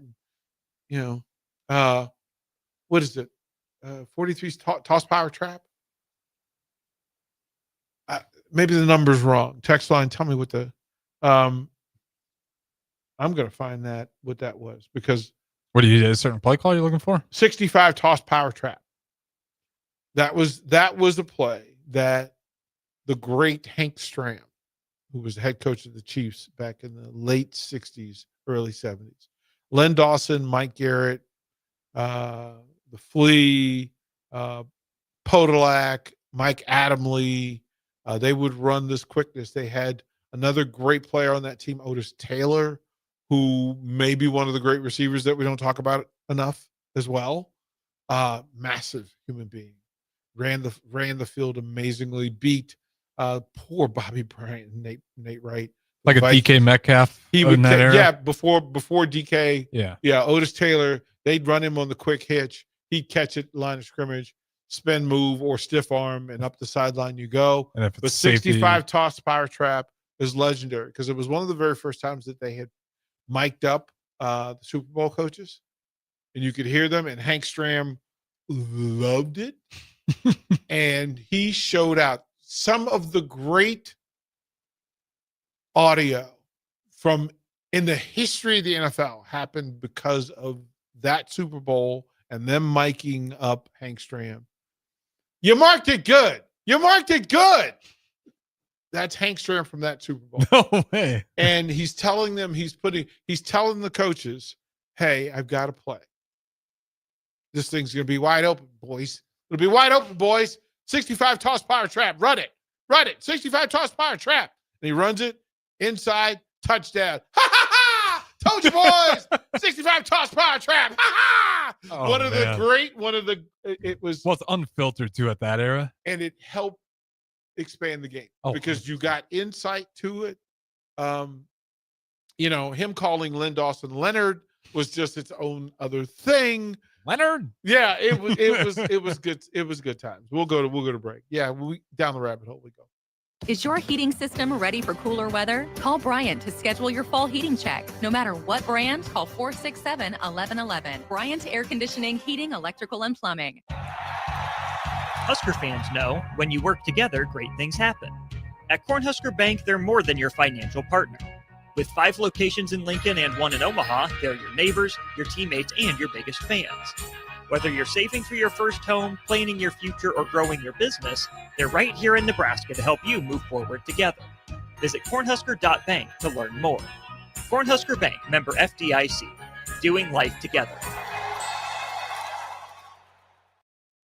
In pain?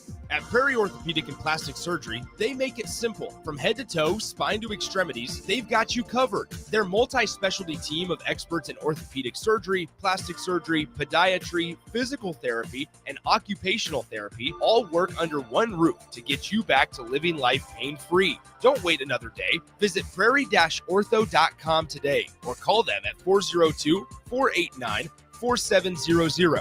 Prairie Orthopedic and Plastic Surgery, where healing begins. If you're a homeowner or a business owner, you have a lot of projects, and no one has an unlimited budget or time. Sunbelt Rentals makes all jobs less stressful with no need to purchase large equipment or hire a crew. You can do it yourself with rentals and everything from aerators and power rakes for spring yard work to stump grinders, concrete mixers, tile saws, and more. Check out their inventory in Lincoln, north of Cornhusker Highway on 56th Street, or online at sunbeltrentals.com. Ticket listeners know a dream team when they see one. At Applied Connective, we've been in the game for 20 years and have developed a team of world-class leaders in all things IT, from cybersecurity and Microsoft products to physical security, audio-video, infrastructure, business phone systems, and anything in between. We'll help you leverage technology to become your most secure, efficient, and profitable. Head to our website to check out real reviews and testimonials and sign up for a free tech consultation. We can show you where you might be vulnerable, inefficient, or overspending. It's a game changer, and it's totally free. Claim yours right now at appliedconnective.com. Rick Heyman here from Starter Heyman Jewelers. I want to personally thank our great customers for voting us once again the best of Lincoln. At the same time, we're celebrating our 120th year in business in the great state of Nebraska. You can count on Starter Heyman for the very best quality, value, and customer service. When it comes to your jewelry needs, visit us at South Point, Grand Island, and the Outlet in downtown Lincoln. Visit us today at starterheyman.com, and thank you for your continued trust after all these years. At Jimmy John's, we don't make sandwiches. We make the sandwich of sandwiches. We use fresh veggies because we don't hate salads. We just feel bad for them. We make our sandwiches exactly how you want because you're the one who's eating it. And we bake bread all day, every day because stale bread isn't bread. It's croutons. Sandwich history is written by the victors. Good thing we have legible handwriting. Jimmy John's, the sandwich of sandwiches. Order pickup or delivery on the app. MHC isn't a new company, just a new name. Moe's Moving is now Moe's Home and Commercial. Whether moving across town or across the state, MHC Moving has you covered, specializing in home, apartment, assisted, and independent living moves. MHC can handle your commercial moves as well. MHC Moving has zero hidden fees. You'll never pay for same-day booking or be charged for stairs, heavy items, or elevator fees. Rates are the same Monday through Saturday, and you will never pay a truck or fuel surcharge. And they offer payment plans through PayPal. Call MHC Moving today at 402-853-7167 or go to mhcmoving.com. I can't believe I just scratched that car. Find my insurance card. Dude, what do you have in this glove box? Ew, are these socks dirty? Oh, forget about the socks. I need my insurance card. Just pull it up on the State Farm mobile app. But I can do that? Oh, hey, I can do that. Yep, it's called service. I can file a claim on here too? Yeah, it's called service. Whoa, I can call my agent too? It's called service. Call your local State Farm agent, Vinny Krikak, today at 402-474-1173. Hey guys, it's Carly from Boyd Farm Outfitters. Farmers, you need to know about Green Eye Spot Spray. With Green Eye, we replace your existing spray boom with a brand new aluminum boom equipped with camera technology that identifies and sprays only weeds and not your crop. The boom comes with 2 spray lines so you can still broadcast residual herbicide while you're spot spraying weeds that are up. Green Eye users in Nebraska are saving a ton of money on herbicides, but that's just the beginning. Learn more at BoydFarmOutfitters.com. That's BOECK FarmOutfitters.com. Back to Late Night in Lincoln live on 93.7 The Ticket. Here are your hosts, Harrison Arens and Derek Pearson.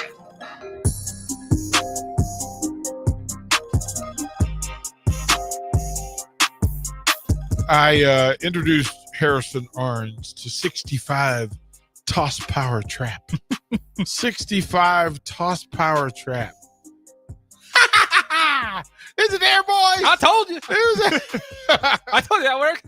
It just keeps going. Oh, Hank Stram was 30-second giggle. Oh, it's so good. And again, it helped transform. I mean, you're talking about that Super Bowl. So the Jets win Super Bowl 3. So the Packers win Super Bowls 1 and 2. Bart Starr, traditional football grinder football. Although they did throw the ball quite a bit in both of those. And then the Jets. And the Jets were facing the Colts. The Colts were the powerhouse.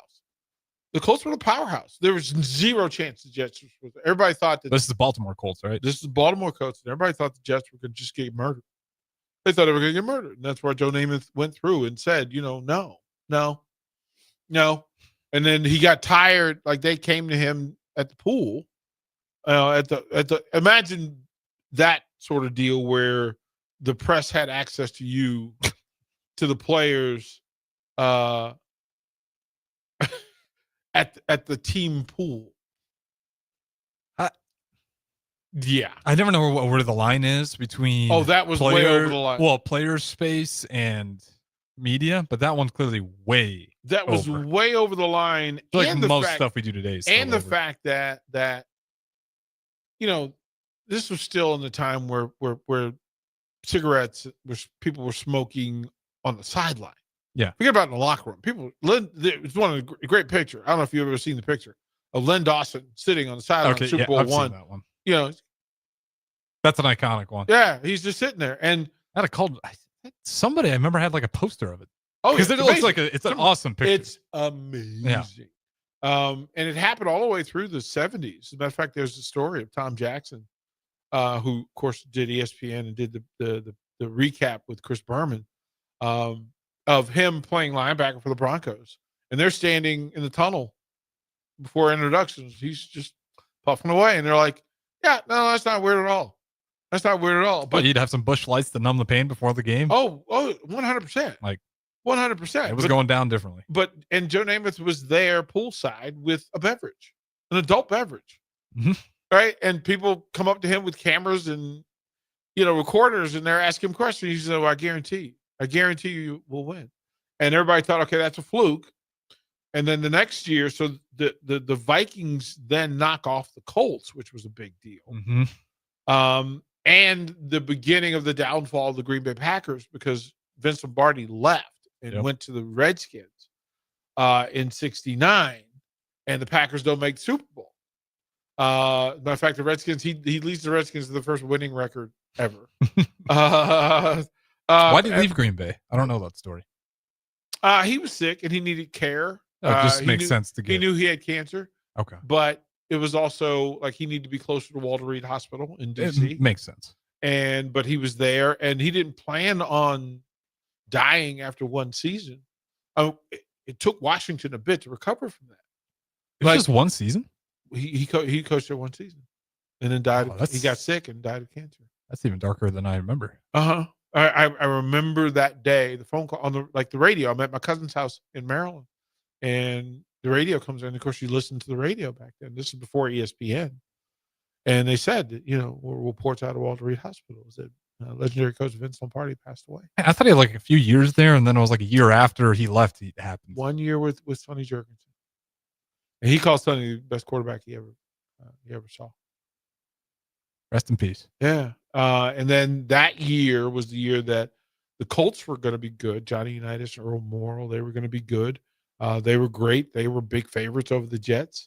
And then went there and laid an absolute burger. Joe Namath beat them. And then the following year, the Minnesota Vikings with Fran Tarkenton got it going. Oh, no, Joe Kapp. It was with Joe Kapp at quarterback. How long did Joe Kapp play? Joe Kapp played a long career. You talk about a rugged boy. There's a guy that never played quarterback in Nebraska, but if he had, it would have made all the sense in the world. I never hear stories of Joe Kapp. Joe Kapp was amazing. Tough. Maybe the world's toughest quarterback ever. Run like Eric Crouch? Ran like old Eric Crouch. Yeah, where he's just like trying he to run ran people like over. a 40-year-old even when he was 20. He ran like a 40-year-old when he was 20, but he was tough. Didn't throw the ball particularly well. But Joe Kapp was tough. A leader. Single bar, tough dude, right? Didn't always wear a chin strap, Of course not. Yeah. I mean, what you're describing is the single bars, sometimes chin strap, sometimes pull up not. his picture. Just pull up Joe Kapp, Minnesota Vikings, and you'll fully understand exactly what I just said to you. Like he had the body of a guy that used to play football. Oh my Lord. Fitness was not his forte. Toughness was. Oh yeah, 100%. 100%. And they took that Minnesota team to the Super Bowl to face the Chiefs. And the Chiefs were an upstart. Chiefs knocked off the Jets and the Raiders. And they weren't expected to win. They were not expected to win. The Vikings were. And that 65 toss power trap Hank Stram team got it done. And then the following year, the Baltimore Colts finally got it together. The Dallas Cowboys made their first Super Bowl. But this was, you want to talk funny, that that year, it was all about Tom Landry not winning the big one. He can't win the big one. He can't win the big one. It's one thing about Tom Landry. They'll be really good, but they can't win the big one. And so he goes, and they lose to a Baltimore team in a game that they outplayed the Colts and lost on a field goal with no time left because of some bad.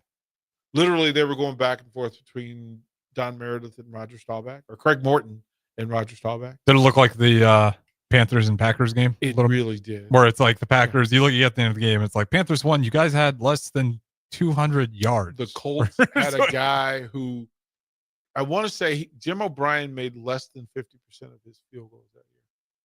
Wow. And so when the game came down to him, he was nervous and scared. There's a great story on Jim O'Brien, the kicker. He was a wide receiver as well, but he was also their kicker. And scared out of his mind. I would be too. Scared like out of 50%. Well, mainly because Mike Curtis threatened him. The middle linebacker. Mike Curtis was as ornery a guy as you can imagine. Mike Curtis was once, he's very famous for a fan once ran on the field at Memorial Stadium, Baltimore's old stadium. Yeah, he'd take care of it. He tried to take care of take the football, and Mike Curtis closed him. He hit him with the biggest forearm shiver that you can imagine, and moved along like nothing happened. But Mike Curtis scared Jim O'Brien. Like, listen, I'd be scared too. You better do your job, or we're gonna beat you up. And he was a straight on kicker, played some receiver, and it was like a short kick. I want to say it was like 30-some yards. They got an interception or fumble late in the game and got in field position. And they did NFL Films did a great job of, they isolated the snap, the sound of the snap, the catch, the hold, and then the kick. And you hear the foot, the toe thumping the football. And it goes quiet, and then you hear the crowd. And it's just Jim O'Brien jumping up and down like, Mexican jumping bean. He's just jumping up and down like, I get to live, because Mike Curtis was going to beat me up if I missed this kick. So much elation. Right? He missed his kick. And then that was the beginning of the transition for the Super Bowl, because Dallas then the next year dominate the Miami Dolphins. And if they don't dominate the Miami Dolphins in the Super Bowl, the Dolphins don't make the changes that lead to them going undefeated the next year. Yeah. You have to learn from the mistakes. And in each case, I will say it again. The Chiefs played in Super Bowl I, got their heads kicked in by the Packers. Had to get tougher. Mm-hmm. They had to get tougher. They had to get smarter. Then the Colts were the best team because Lombardi left. Jets threw the ball all over the yard. Like, they just slung it all over the yard. The Chiefs took some version of that and then put some trickeration in and beat the Vikings and the Cowboys. Well, the Cowboys then figured it out after losing to Baltimore, beat Miami. Miami figured it out, beat Washington. And then they beat Minnesota the following year. The Steelers are watching. They're lurking the whole time, and they're drafting players that are going to help them beat the Miami Dolphins. And then the Steelers go on a run. They beat the Vikings in Super Bowl IX. They beat the Dallas Cowboys, who come back in a great Super Bowl. They beat the Cowboys in Super Bowl X. Cowboys figure it out. Oh, my goodness gracious. We can't allow the Steelers to do what they did to us. They blow out Denver. The Steelers are like, hey, teach me once. They figured out, make adjustments, expand their roster and who's playing. They get a little bit younger with Lynn Swann and Stallworth and company. Mm-hmm. Rocky Blyer comes in. They win the next two. The Raiders are really pissed off. Really pissed off. So the Raiders figure out how to get them. The Raiders come back. They win. They knock off the Eagles. Just the Raiders that are making concrete sleeves. Yes. It makes sense. We'll find a way to get them. Well, these were the angry Raiders. Mm-hmm. These were the most.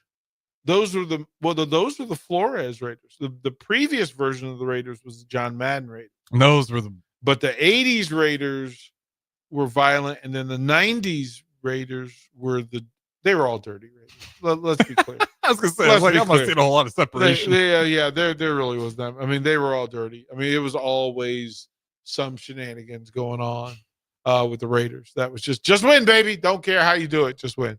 There's never been a mascot that's been a better fit. Yeah, no, it made all sense. Move toward the break. Come back. There is a hot button topic that Harrison and I have reached agreement on, and it is about coaches. We'll give you our hot take on that when we come back and close out. At Jimmy John's, we don't make sandwiches. We make the sandwich of sandwiches. We use fresh veggies because we don't hate salads. We just feel bad for them. We make our sandwiches exactly how you want because you're the one who's eating it. And we bake bread all day, every day because stale bread isn't bread. It's croutons. Sandwich history is written by the victors. Good thing we have legible handwriting. Jimmy John's, the sandwich of sandwiches. Order pickup or delivery on the app. Stonebrook Exterior is your trusted partner in exterior solutions for both residential and commercial projects across Lincoln and Omaha. With over 2 decades of expertise, they deliver everything your building needs, all under one roof. From roofing and siding to gutters, wall systems, custom masonry, and metalwork, Stonebrook handles it all with precision, safety, and professionalism. Take the worry out of your exterior projects. Choose Stonebrook Exterior, where quality, safety, and service come together seamlessly.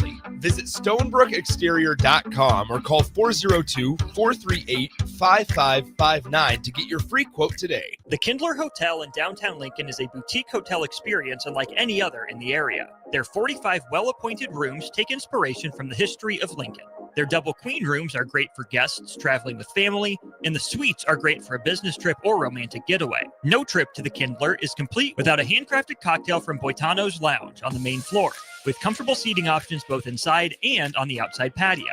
Book your room today at thekindlerhotel.com in Lincoln at 11th and P. Why are some people more successful? Is it talent and determination, or did they recognize an opportunity? Discover a career that lets you help families reach their financial goals as you build lasting professional relationships. One with unlimited income potential. From Modern Woodman, a leading fraternal financial services provider. I'm Modern Woodman Regional Director Sean Erickson. Call me at 402-483-6515 to learn about career opportunities. Modern Woodman of America. Touching lives, securing futures. Things that impair you come in many different shapes and sizes. Some are the shape of beer and liquor bottles. Others look like cigarettes but aren't cigarettes at all. These are the things we know impair us, the things our parents warned us about. What we're not always aware of is our new prescription or the over-the-counter medicine we picked up just for allergies or a bad cold. See, it doesn't just matter how much of a substance you take. If you are impaired, driving is deceptively dangerous. Don't drive impaired. Paid for by the NDOT Highway Safety Office. Tired of asking what's for dinner? Nourished for Life has got you covered. At Nourished, they're a local meal prep company that delivers fresh, chef-crafted, healthy meals straight to your door. Made from wholesome ingredients and ready when you are. No shopping, no chopping. Just heat, eat, and enjoy every night of the week. Fuel your busy days with balanced meals that are designed to keep you satisfied and energized. Visit nourishedforlife.co to purchase meals and taste the convenience of home-cooked comfort without the hassle. Are you tired of living in pain? At Prairie Orthopedic and Plastic Surgery, they make it simple. From head to toe, spine to extremities, they've got you covered. Their multi-specialty team of experts in orthopedic surgery, plastic surgery, podiatry, physical therapy, and occupational therapy all work under one roof to get you back to living life pain-free. Don't wait another day. Visit prairie-ortho.com today or call them at 402-489-4700. Prairie Orthopedic and Plastic Surgery, where healing begins. Hey guys, it's Adam Carricker here. As a former Husker and NFL player, I'm a health nut. Hydration and recovery starts at home. That's why I teamed up with Culligan of Lincoln. Soft water means better showers, cleaner dishes, and it protects my water heater and appliances. Their high-efficiency softener cuts salt and water usage. For drinking, I added a Culligan reverse osmosis. Bottled quality water right at my tap. Great taste, and it's certified to reduce tough contaminants like lead and PFAs. Right now, get up to $300 off a whole home system or just $9.95 per month for your first 3 months. Schedule your free water test at CulliganHuskers.com. That's CulliganHuskers.com. Culligan of Lincoln. Water you love. Go Big Red. Limited time offer. Participating dealers. Restrictions may apply. For remote starters, audio upgrades, and more, there's only one place to go. Auto Sounds of Lincoln at 48th and O. MWR is dedicated to building attractive, affordable steel buildings that exceed your expectations. From commercial to residential to agriculture storage, steel buildings are cost-effective, attractive, and versatile. Plus, they're a lasting investment and an ideal choice. MWR uses Sentinel Building Systems out of Albion and can service you all over the state and region. If you have interest in a steel building, post-frame building, or fencing, give MWR a call today at 402-980-5273 or go to mwrbuildingandfence.com. Back to Late Night in Lincoln live on 93.7 The Ticket. Here are your hosts, Harrison Arens and Derek Pearson.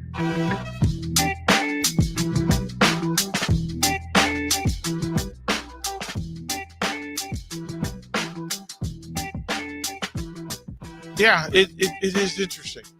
And okay, so two hot takes. That the Ice Bowl, 1967, Green Bay Packers, Dallas Cowboys, in my mind is the greatest pro football game ever. And I don't know what the polls would say, but if just off the top of my head, I cannot think of a more important and closely contested, iconic NFL game than the Ice Bowl. Well, I mean, you're fighting demons in that game. It's the biggest moment, and you also got to do it in negative. I didn't realize there's negative 50 wind chill. A negative 50 degrees wind chill. I understand it was like negative 13, but the wind chill being at negative 50, you're playing. Right. My Lord. Right. I wonder if anyone got a. Oh, why am terrible. I blanking on it? Not hypothermia, frostbite. So just Googling that, there are two games that come up. The 58 championship game, which I would think is the Giants and Eagles, because I remember Chuck Bednarik, or maybe it was the Baltimore Colts. What year?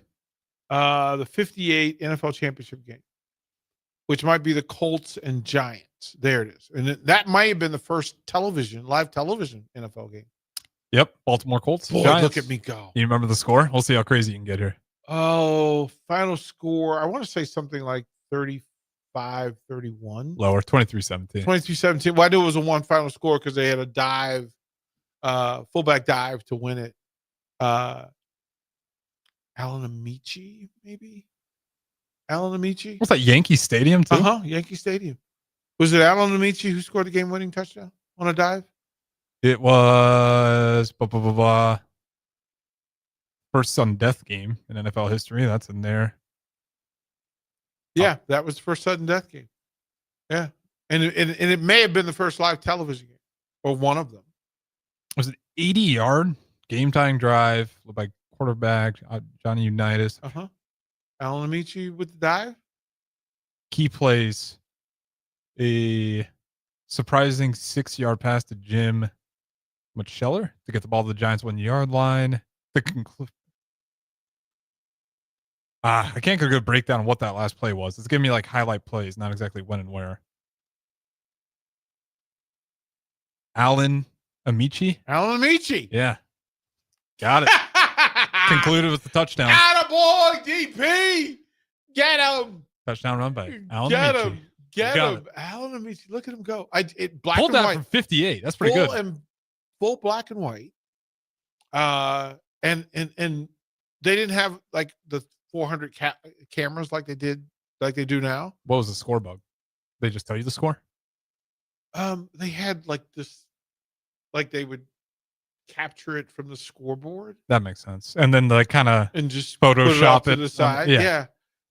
I love that. My high school games still do that. Like my high school games have that feature. That's how that looked. But I would say those are one and two. That's 1 and 2.